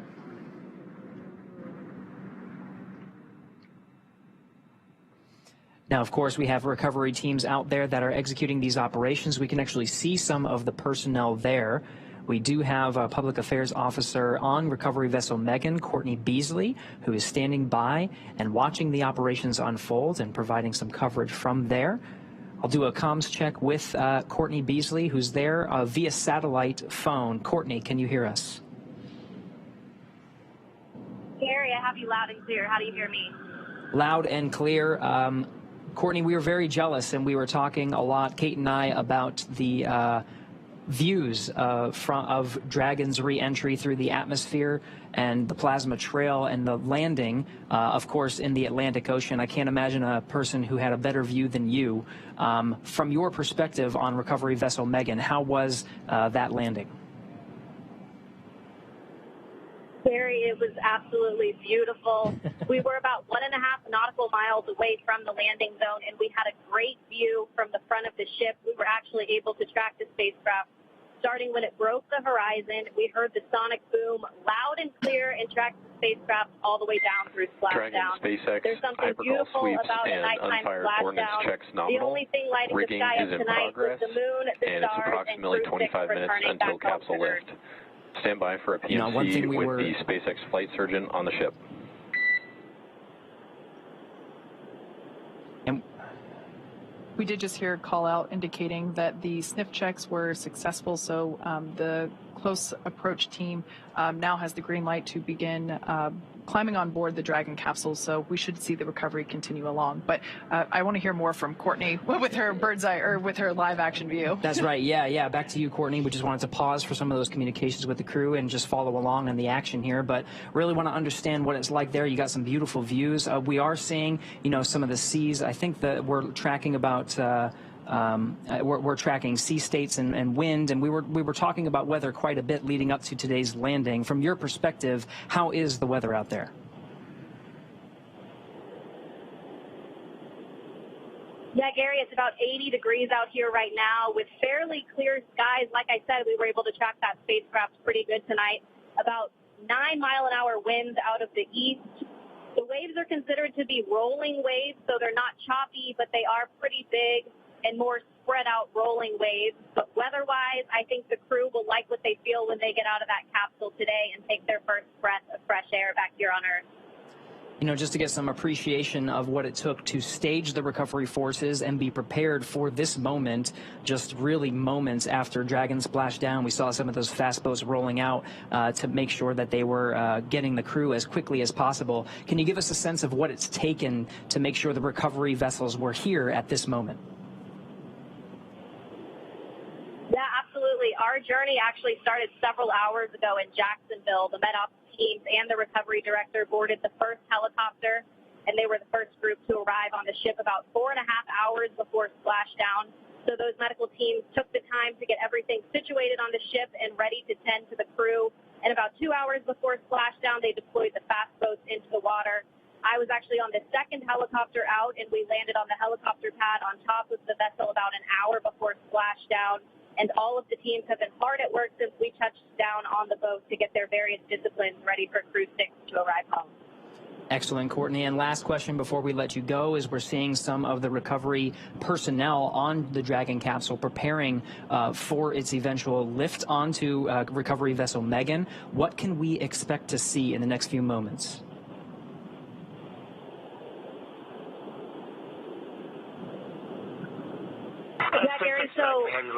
the crew is out Copy. We also have you 5 by 5. they'll be Boats are working on transferred you over to the and med rigging bay, up the where the vehicle. crew will I'll get back them to you checked out closer by to their capsule medical lift. teams, and we'll have the opportunity to take those space suits off and get comfortable back here on Earth. And then, of course, they'll run through those medical checks. They'll get back on the helicopter and head back to the airport where they'll board their plane back to Houston to begin their post-flight period. You're probably getting a better view than I am right now, so I'll let you walk through that. But back here on the ship, once the crew is off, they're not the only ones returning from space today. We'll actually stay here a little longer with the cargo team since there was International Space Station cargo returned on this flight. So once we get back to the airport, the cargo teams will begin doing cargo processing, taking photos of all of the articles that were included in the cargo, and they will pack all of that into box trucks that will take them back to various NASA centers. But Gary, an overall beautiful splashdown tonight, and I hope it was the same for you back in Hawthorne. Absolutely, Courtney. We've been getting some fantastic views. Thank you so much for that report. That was Courtney Beasley out on the recovery ship, providing live coverage from the landing site just off the coast of Jacksonville. We're back in the action now, seeing some of the views from the recovery vessel and the recovery operations team, including helicopters, fast boats, jet skis, and of course, we're getting views from some of the ships that are standing by waiting to actually pull Dragon out of the water. So at this point in time, the Dragon capsule has safed all of its systems. Mission Control did a systems check to make sure that that was true and accurate. They gave the fast approach teams the green light to approach and begin the rigging process, which is what we are now seeing underway. Additionally, they have recovered the parachutes from the water. So those were, we were able to see those being dragged onto a boat. And what we have now is there's one individual that we see kind of like a spider monkey crawling all around the capsule and attaching the necessary rigging, the straps. These are what will help to stabilize and lift the Dragon capsule out of the water and onto the recovery vessel. For tonight's operations, we are using our Atlantic Coast recovery vessel, Megan, and we, in hopefully in probably like 30-ish minutes from now, it kind of varies depending on the sea states, which, as we can see, a little bit more waves than some other missions, but still well within the limits for recovery, really probably unfazing to the individuals that are out here doing the work as they train extensively for these operations, whether it's daytime or nighttime. So obviously we can see one person there working to secure that strap around the base of the service section of the Dragon capsule, and that is one of the primary stabilization strap rings that will help to lift the capsule out of the water and onto the Dragon's nest on board Megan. And of course, the teams here are very close to the capsule because we passed those hypergol leak checks, and it's safe around the vehicle. You see some of the personnel, of course, climbing on the outside, preparing the vehicle. You can actually see some of the tethers that are on the outside to allow it to be lifted onto the recovery vessel Megan. Some of our views are even getting better as the recovery ships that are providing some of the live views that we're seeing are getting closer to the Dragon Endeavour. Yeah, as I mentioned before, this is one of the coolest but also frustrating moments of recovery for me personally, just because obviously for safety reasons, we have to station the recovery vessel and team a safe distance away from the intended splashdown target. It sounded like they were, according to Courtney, about 1.5 nautical miles away from the splashdown, but those fast boats are called fast boats for a reason. The primary recovery vessel, Megan, is not a fast boat, so it does take about 30 minutes for it to reach that the capsule, essentially. So it's great because we see the views get closer and closer slowly, but just because I love to see the action as soon as possible, I wish it was a little bit closer, but that's just me. It's great to get some of these thermal images. Of course, over on the East Coast, it's well past midnight, so very dark out there, but still getting some fantastic views. The recovery forces are not necessarily getting our views. You know, they don't have the thermal cameras. They're getting eyes on the vehicle. This is what they're saying. This is an precisely actual visible spectrum. Yes, with the visible spectrum, because of course the vehicle is being lit by spotlights, and you can see the fast boat itself has lights. So there's plenty of opportunities to make sure they have. They have the capsule well within view, and all the teams that are surrounding in different recovery ships and different recovery vessels are aware of the capsule's presence.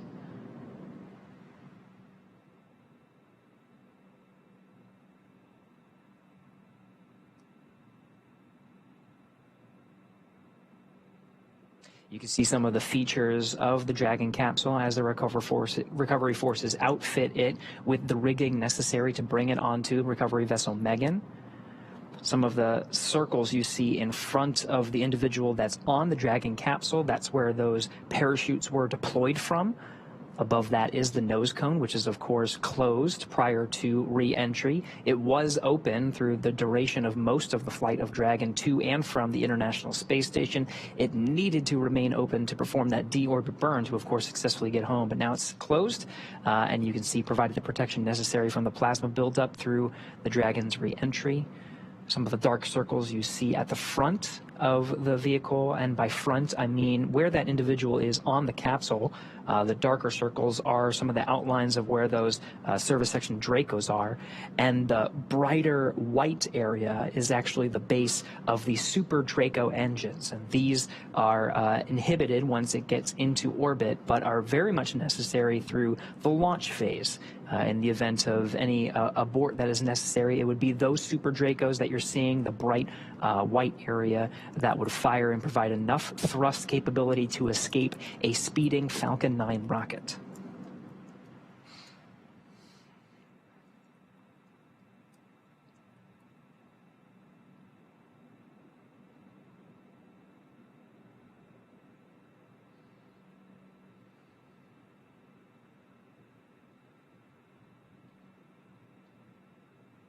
Once again, we can see the recovery vessel Megan making its way closer and closer to the Dragon Endeavour capsule, which has splashed down off the Atlantic coast of Florida. We can see the recovery team in the fast boats that have now approached the Dragon capsule. They are in the process of rigging it up with the necessary straps and equipment that will be utilized for right there. That is the actual, the Dragon's nest that we will be lifting the Dragon capsule onto.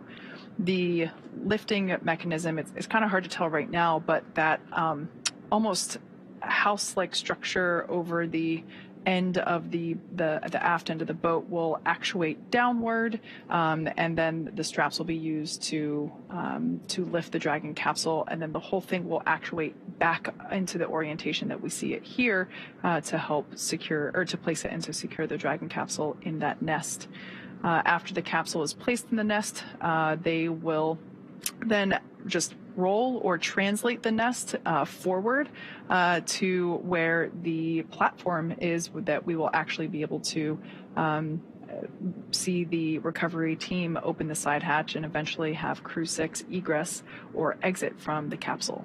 So if you look through the back there, you can see the capsule. That's that white speck in the background there in the darkness behind Megan. Yeah, you can actually see the distance now. It's becoming much more clear. The space recovery vessel was designed very much with a Dragon in mind. Of course, that hydraulic lift bringing it onto the Dragon's nest, and that platform, Kate, that you were describing, it allows for access right at the right spot, right in front of that side hatch. The side hatch will be facing right towards the camera. That will allow, when that Dragon nest comes in towards that platform, the crew on board recovery vessel Megan will have access to that side hatch to go ahead and open that. All 4 crew members will remain seated throughout that process, but the Dragon side hatch will be open, and the recovery teams will take the Crew-6 astronauts and cosmonaut out one at a time. Yeah, you mentioned that this vessel had Dragon in mind. You couldn't be more correct. When SpaceX acquired this vessel, we actually have two of them, one for Atlantic operations, one for Gulf operations, and both of them are pretty identical. They all, each have a lifting mechanism, a nest. We basically designed the interior and exterior of the vessel to accommodate efficient and speedy operations for Dragon recovery. In addition to these physical recovery assets, there are also medical bays where each crew member will get a quick medical checkout by the flight surgeon after egress, as well as a helicopter deck that in some instances is utilized to have the crew depart from there. So it is definitely a bespoke boat, if you will, a vessel for these Dragon recovery operations. And it's quite necessary because we want to make sure that these operations are as efficient as possible. We don't want to leave the crew in the water or in the capsule any longer than they need to be. So we really try to make sure that this is as efficient as possible. And certainly this vessel, both vessels, because like I said, they're pretty much mirror images for both Gulf and Atlantic coast operations. Make sure that they are as smooth as possible. And we're just about 23 minutes from the time of splashdown. Again, that splashdown time, 12:17 a.m. Eastern Time, 9:17 p.m. Pacific. So we're already closing in on the vehicle. The recovery teams at this point, just to do a quick recap, have done initial checks of the spacecraft to make sure there was no hypergol leaks, any hazardous gases or materials, just to do a quick sniff check and make sure that the spacecraft was safe to approach.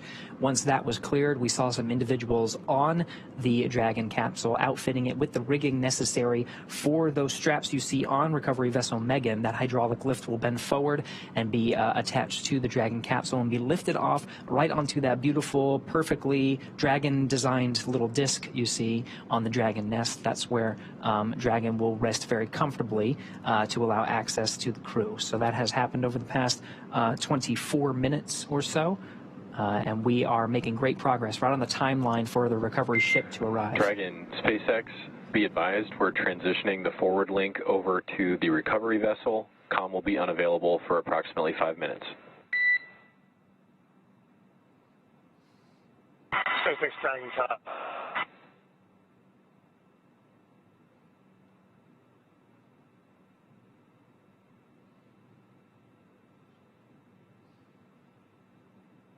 Once again, Megan is making its way to the capsule, which we can see getting larger there in the background of this image, or excuse me, of this shot that we have on board Megan. Once the capsule is a little bit closer, we'll begin to see the team in the water attach the straps and all the equipment necessary from the boat onto all the straps and equipment that they have been attaching around and on the Dragon capsule itself.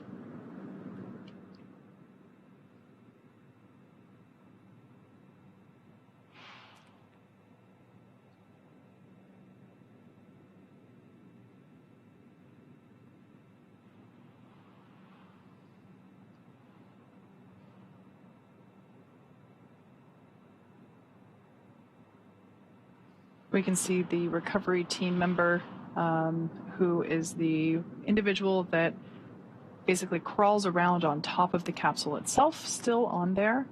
Once all of the equipment is attached, we'll actually see them jump off into the water. I imagine that for that person, that is probably one of the most exciting parts of their job. Definitely not something that I personally would look forward to. Something else that we also sometimes see with these night recoveries is due to the lights near the water, bugs will be attracted occasionally, as well as smaller fish. And so we might actually see some dolphins as we have in the past. Sometimes they come out because the hunting is maybe a little easier with them attracted to the water surface. with all this, the light. Obviously, we need lots of light to ensure safe operations as we're progressing through these recovery steps.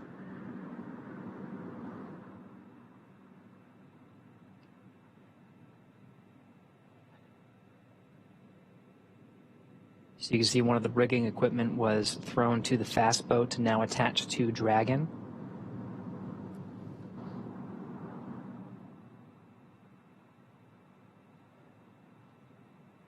Again, this is on a hydraulic lift that will safely lift a Dragon capsule out of the water and onto that disc you see at the bottom of your screen.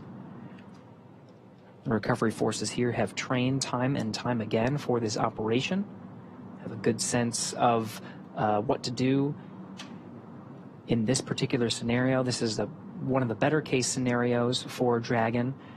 We talked about it landing in a stable 1 configuration. That would be lifting the capsule off when it's upright. There are different configurations that the crews are trained to accommodate.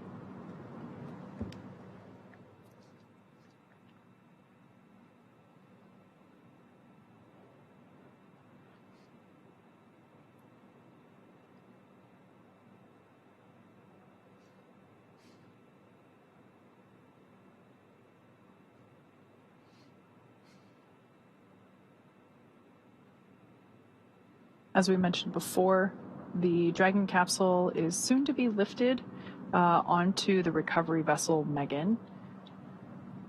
It will then, once it's in the Dragon's nest there that we can see on screen, it'll be pulled forward to the recovery platform, which is currently off screen, but we'll get a view of that later on whenever Dragon is in place. The crew will egress.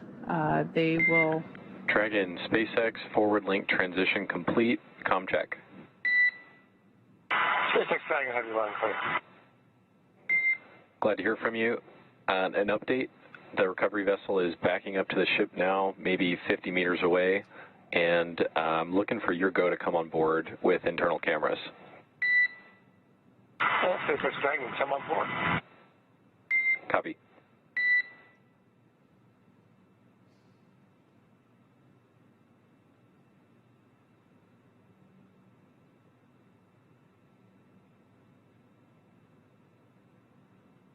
At this point in time, rough estimation for crew egress is anywhere between 15 to 30 minutes, depending on how additional safety checks pan out and how quickly we can get the team, the capsule onto the recovery vessel that you see there.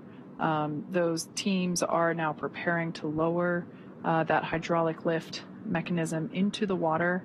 That will then bring the spacecraft onto the deck into that translation system known as the nest. The capsule will remain there during crew extraction as well as throughout the journey back to port.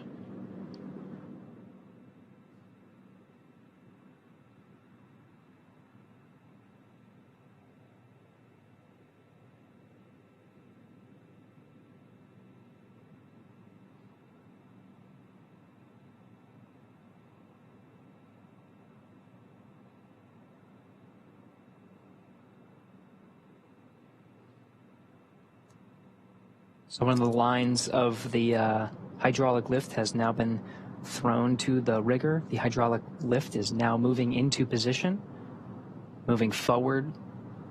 This is the position that allows the initial lift of the Dragon capsule out of the Atlantic Ocean and then onto the Dragon nest. Dragon, SpaceX rigging complete. Approximately 5 minutes until capsule lift. SpaceX Dragon copies. We'll be waiting.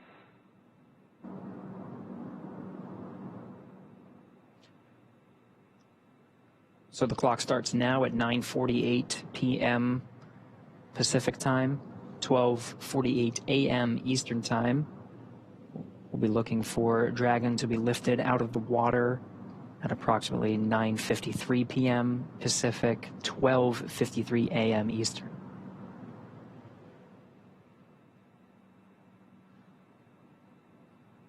right before the Dragon capsule is lifted out of the water, we'll see that recovery team member who is currently still standing there.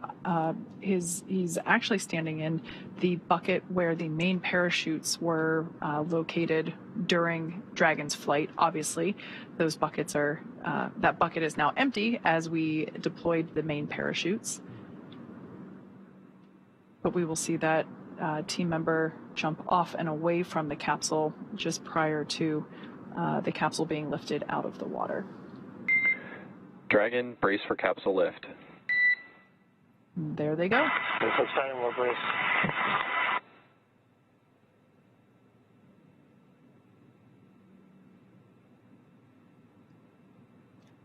We mentioned a couple of times the recovery team's familiarity with these operations and able to move a little bit quicker. They prepped the crew for about 5 minutes of capsule lift. That happened in just a couple of minutes. And it looks like we are starting to see the capsule be lifted out of the water. We can now start to see the heat shield. Dragon now in the air, the hydraulic lift being activated and will be utilized to center Dragon on the nest there at the aft end of the vessel. I love this view because you can see the state of the heat shield. It did such incredible work during atmospheric reentry.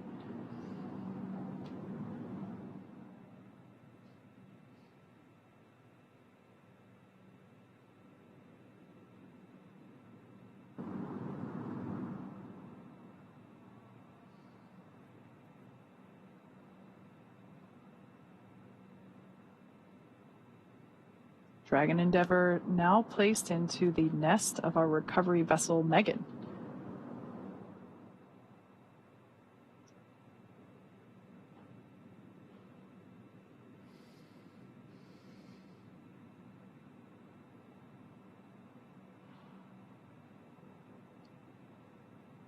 Here's our first view inside the Dragon capsule after they made their splashdown. I was just doing some quick math. We had splashdown at 9:17 p.m. Pacific. It's now 9:51, so just 34 minutes. That's like a pretty efficient recovery operation indeed.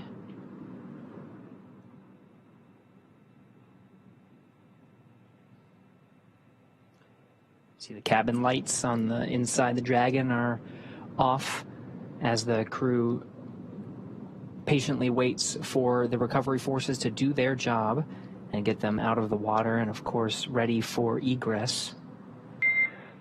Dragon, I'm happy to see you safe and sound on board. Personnel are completing their final checks. Stand by for translation across the deck to the egress platform. SpaceX Dragon copies. We'll be waiting.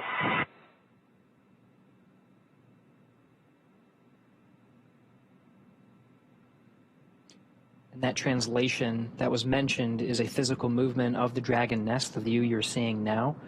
The capsule itself will be moved further inwards into the recovery vessel, where there is a platform waiting. And you can sort of see in the middle of your view of Dragon, there is that nice square feature. That is the side hatch.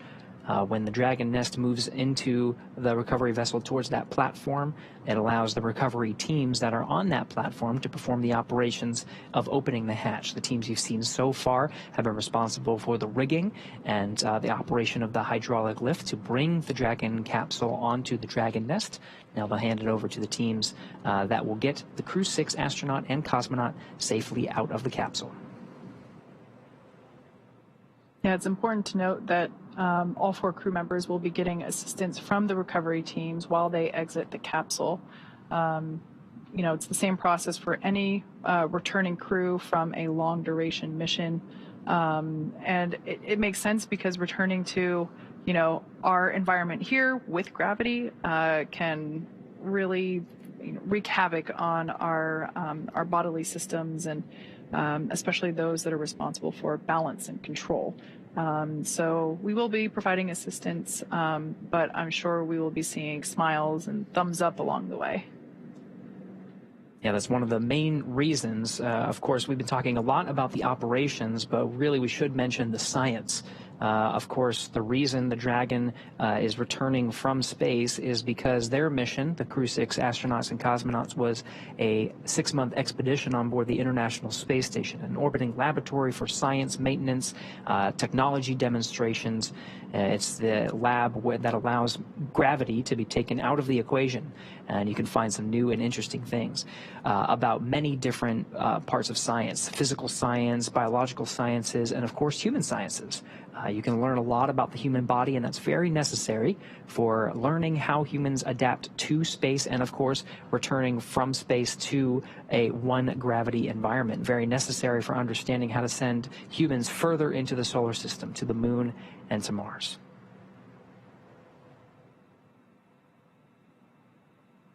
So we're now standing by for translation of the Dragon capsule to the recovery platform.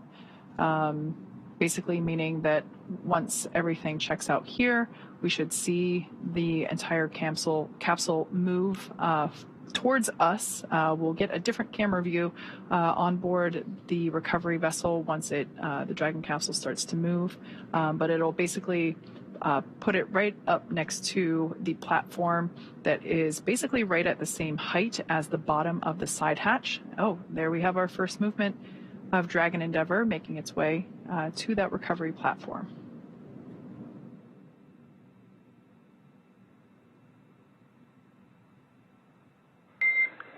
Dragon, I'm noticing the cabin lights are off. I'm wondering if you had them off specifically for reentry. SpaceX Dragon, we did, and you turned them on us. We were enjoying the nice calm lighting. What do you turn it back on again? Good. We're enjoying the light. We have to see what's going on outside this way. No worries on the lighting. Fine with the lights off. I imagine your reentry was pretty amazing. Side hatch opening should be any minute now, and I think that's about it for me working with you all tonight. It's great to see you back. Steve, Woody, Sultan, Andrey, happy to have you back home safe. And we're happy to be back, and we look forward to catching up with you again real soon. Take care.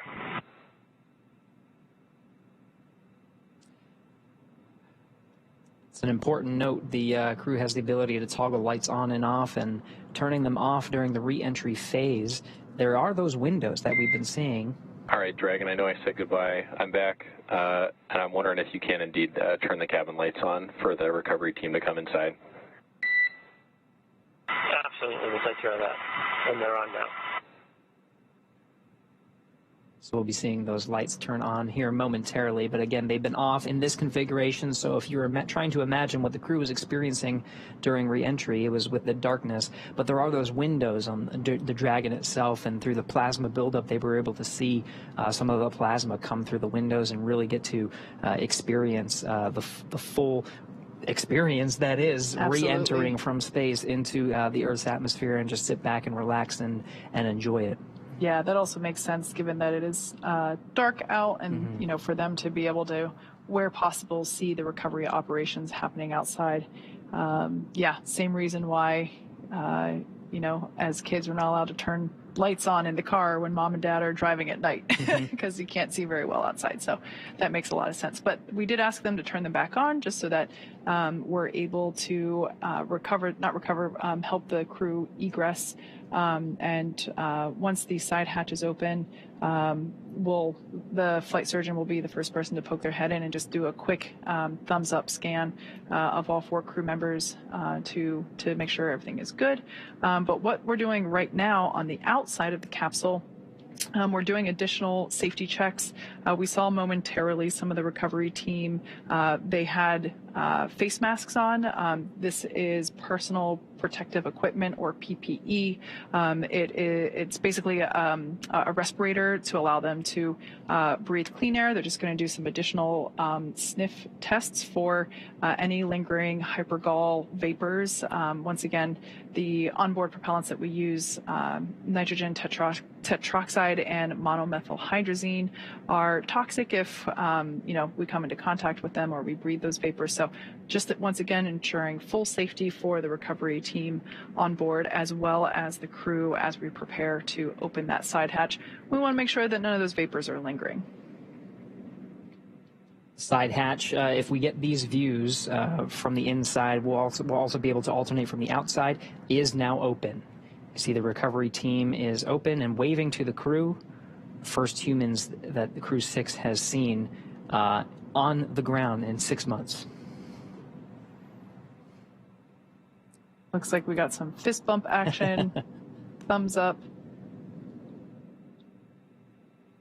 Seems like the crew is in pretty good spirits after their journey back home. We're not getting audio, but I am getting reports that on the recovery ship there was a big round of applause from all the recovery team on recovery vessel Megan as soon as that side hatch opened for the crew, congratulating them on a successful mission and successful return home.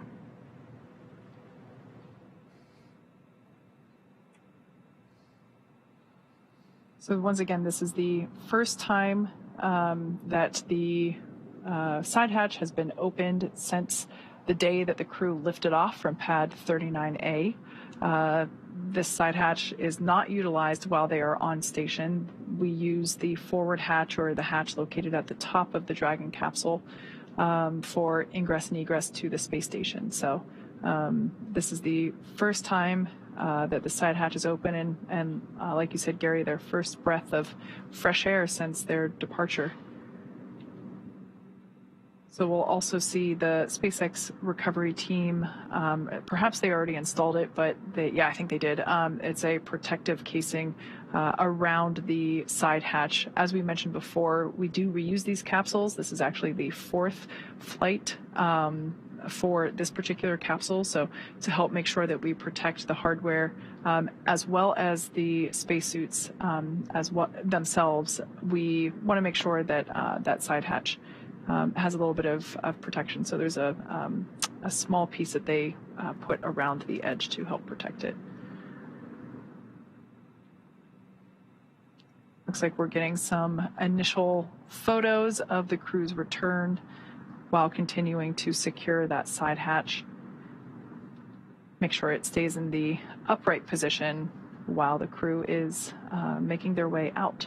Again, we will be providing assistance to all 4 crew members as they egress, as returning to our 1G environment, our 1 gravity environment here on Earth can be difficult after spending so many months in space. Once again, this crew lifted off in very early March, so they've certainly been enjoying microgravity for a while. It's important to note all the team members it takes to perform a successful recovery operations. We have specialized personnel out to drive the fast boats and secure rigging equipment, operate the hydraulic lift to bring Dragon onto the Dragon's nest and move it into position. Now we have specialists that are dedicated to understanding the Dragon's systems, successfully opening up the side hatch and knowing the insides of the Dragon vehicle to basically unbuckle the 4 crew members from the vehicle and start bringing them out one at a time.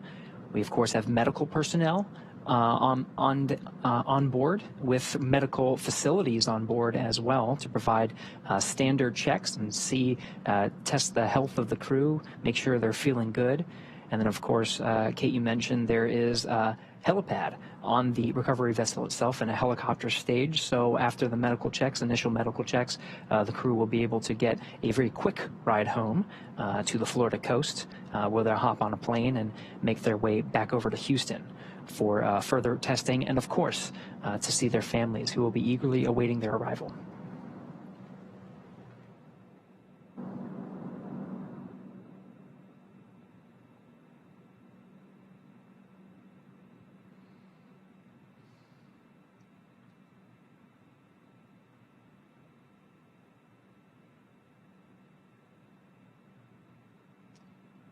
It's important to note that Stephen, Woody, Sultan, Andrey will be getting assistance from these recovery teams while exiting the capsule. This is the same process for any returning long-duration crew members, as returning to the gravity environment can be a big toll on the vestibular system, responsible for maintaining balance and motion.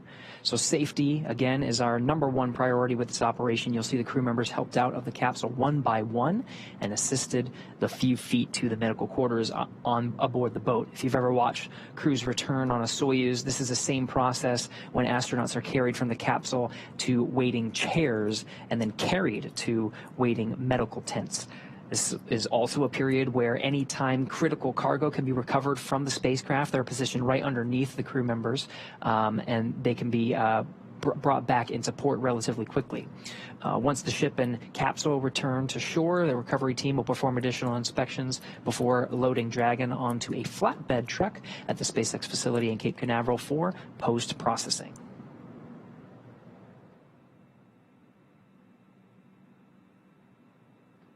As part of the effort to make sure that there's a bit more room for crew egress within the capsule, we are currently detaching and removing the footrests that we saw attached to each of the 4 seats inside Dragon.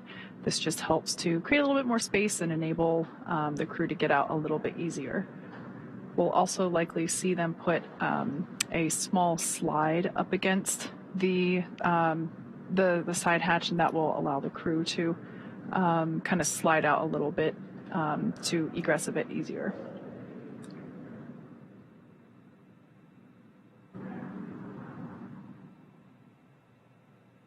Yep, there's that slide. It's like they've done this before. Yeah, we've done it just a few times.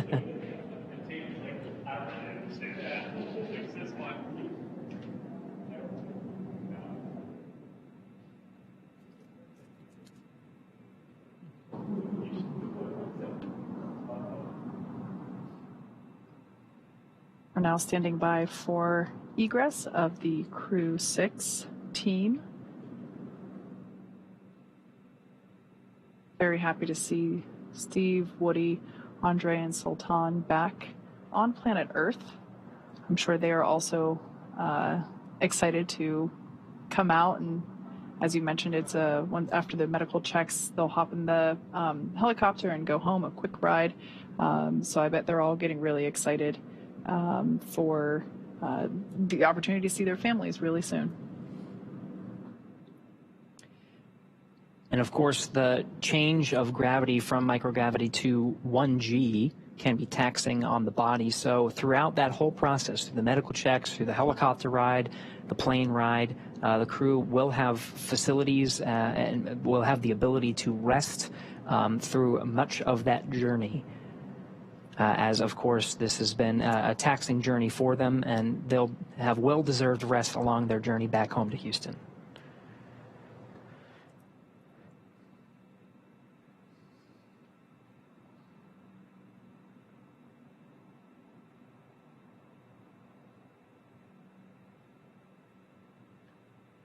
It varies mission to mission, crew by crew, but we usually see either the pilot or the commander egress first. So with this view here, Commander Steve Bowen is in that left seat, and pilot Woody Hoburg is in the seat on the right.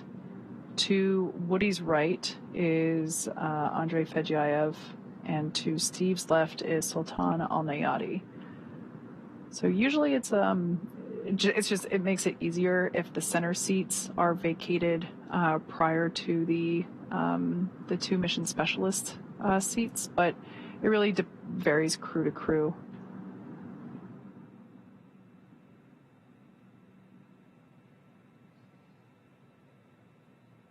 We did see them detach and remove the footrests from all 4 seats to also help add a bit more moving room within the interior of the capsule.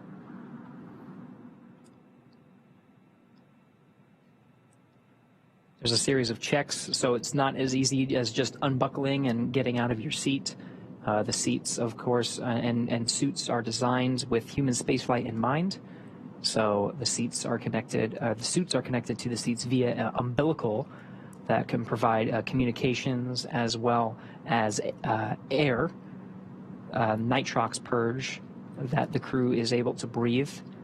It's a little bit more oxygen than your standard breathing air.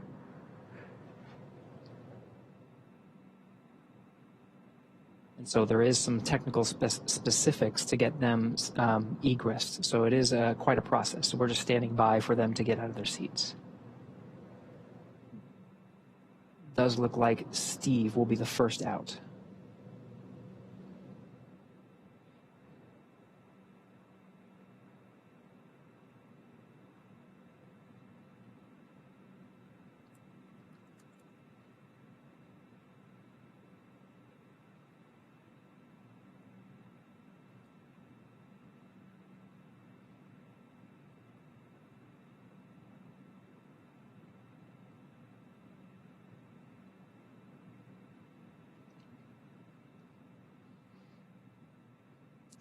NASA astronaut Steve Bowen, the first to exit the Dragon spacecraft.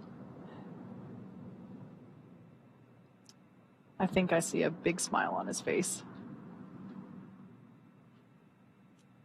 Helped up by the recovery teams.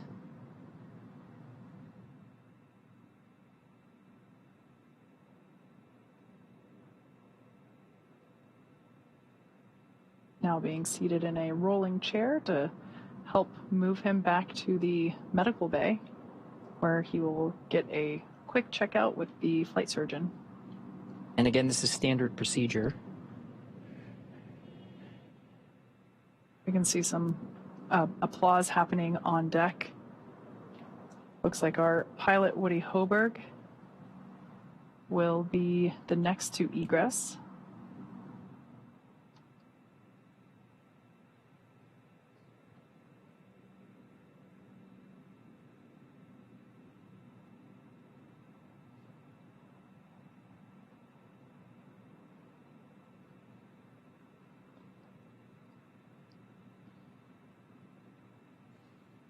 For those of you that have just joined us, we are now standing by for egress of the remaining 3 Crew-6 members. We can now see Woody Hoburg making his way, pilot of Crew-6, making his way down the slide. Looks like some excitement, possibly some more applause happening off camera.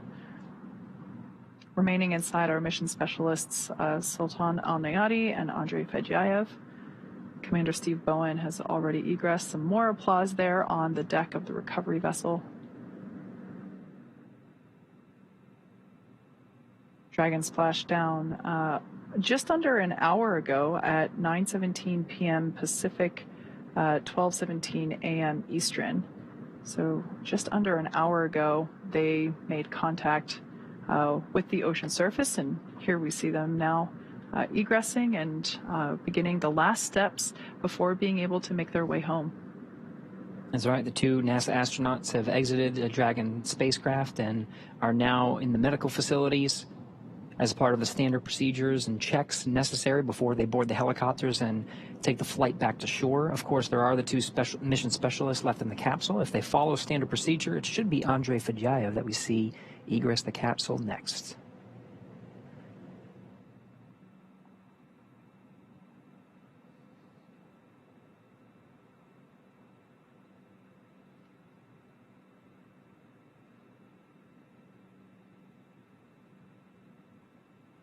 Gary, you mentioned standard procedure. I think that's an important thing to note, that in addition to the teams rehearsing both joint operations, everywhere from pre-flight training to the things that they were doing in space to the things that they were monitoring while Dragon was on orbit and making its way home, everything is very carefully choreographed in terms of the process in which we execute these operations. So even from a recovery standpoint, you mentioned before that our recovery times from the first time we did this with humans on Demo 2, again using this same capsule. This capsule has flown 4 times now. Our operations have gotten more efficient, and they are documented step by step. And so of course, whenever it comes to egress, there is a little bit of flexibility that if a crew member needs or wants to egress sooner than later, we can do that. But generally, as I mentioned before, we do try to vacate the 2 center seats first. We can now see 2 more leg rests being removed footrests being removed from the seats inside the capsule, again, just to create a little bit more room.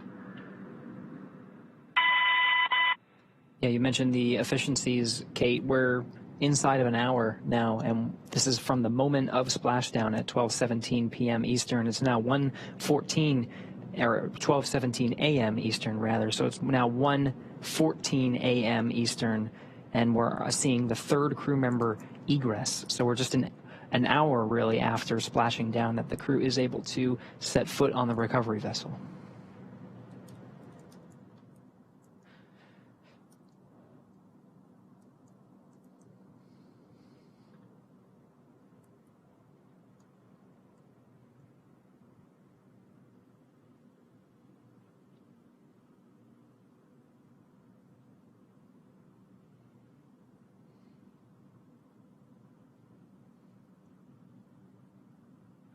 There's Roscosmos cosmonaut Andrey Fědyaev being assisted by the recovery teams onto the rolling chair. He'll also be positioned over to the medical facilities. Last remaining crew member inside Dragon Endeavour now is Emirati astronaut Sultan Alneyadi, completing 186 days in space. Got some happy waves there from Andrey. More applause.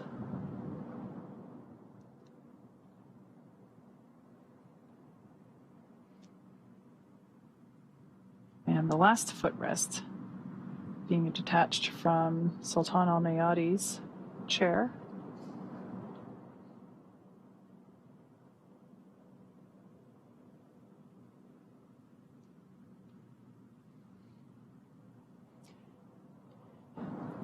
You can see SpaceX and Emirati recovery personnel positioned outside the Dragon capsule, ready to receive Sultan Alneyadi.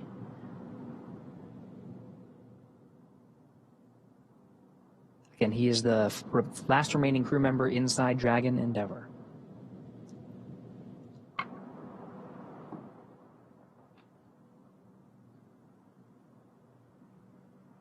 And if he makes it out in the next minute, which it looks like he is, it will be exactly 1 hour on the dot after making splashdown. Not bad. 60 minutes exactly. So once again, nominal operations are to assist all crew members to the medical bay. The return to gravity can be pretty jarring on the human body. So we slide them down a little Dragon fun slide, assist them into the wheeled chair, and roll them over to the medical bay. And just like that, the 4th crew member, 1 hour exactly on the nose since splashdown, has now egressed from Dragon Endeavour. Looks like smiles and waves and applause all around. All right. All 4 crew members have egressed Dragon successfully. So now that Steve, Woody, Sultan, and Andrey are safely back home on Earth and getting checked out by the NASA medical teams and, of course, the international teams, we're going to wrap up our live coverage of their return. This all kicked off on March 2nd, 2023 from historic Launch Pad 39A at the Kennedy Space Center in Florida. After a successful liftoff and separation from Falcon 9, Steve, Woody, Sultan, and Andrey made a 25-hour flight on board Dragon to the International Space Station. Since arriving at the station, they spent nearly 6 months as members of Expedition 68 and 69, executing science experiments, spacewalks, and repairs while aboard the orbiting laboratory. Actually, more than 6 months. That's right. And their journey home began about 18 hours ago on September 3rd, when they closed the hatch to Dragon and undocked from the space station at 4:05 p.m. Pacific time. Then, after 5 successful departure burns and a phasing burn to line up their orbit, Steve, Woody, Sultan, and Andrey rested for a few hours before waking up to prepare for re-entry this morning. We jettisoned Dragon's trunk and performed our final on-orbit maneuver, the 16-minute-long deorbit burn, at 8:24 p.m. Pacific time, 3:24 GMT, and that is what put Dragon on its path home to Earth. The spacecraft re-entered the Earth's atmosphere and slowed its descent with successful deployments of 2 drogue parachutes, followed by 4 main parachutes, and with final splashdown occurring off the coast of Florida near Jacksonville at 9:17 p.m. Pacific time, 4:17 GMT. Following that successful splashdown, we saw the SpaceX recovery experts move in really quickly and prepare Dragon Endeavour for its lift onto the recovery vessel. And just almost exactly an hour following splashdown, we saw Steve, Woody, Sultan, and Andrey make their way out of Dragon and into the recovery ship's medical facilities, safe and sound. So after the medical facilities and medical checks, they'll catch a helicopter flight back to shore where they'll transfer to the aircraft that will take them home. Steve, Woody, Sultan, and Andrey will take a NASA plane for the short flight back to Houston, and later Andrey will fly back to Russia and Sultan to the UAE. They'll be reunited with families to bring an end to the mission. It's been an honor and a privilege to share their journey with all of you as we continue in this new era of human spaceflight. Return today marks the end of the direct handover that we just executed after successfully launching the Crew-7 mission to the space station just a little over a week ago. It has been an incredible honor and joy to share this mission with the public. All the teams from SpaceX and NASA continue to work hard to keep America leading the world in human spaceflight. Continue to follow SpaceX and NASA online and on social media for updates for the very latest on crew and cargo flights to and from the International Space Station. And we'll continue to share the progress of Steve, Woody, Sultan, and Andrey on social media as they travel back home. We also have a post-splashdown media telecon coming up at approximately 11 p.m. Pacific, 2 a.m. Eastern, where leadership from NASA, the UAE, SpaceX will share a final update as we conclude this successful mission. So we'll say thank you one more time for tuning in and cheering on Steve, Woody, Sultan, and Andrey as they made their return back to planet Earth. From all of us at NASA and SpaceX, welcome home, Crew-6. So long.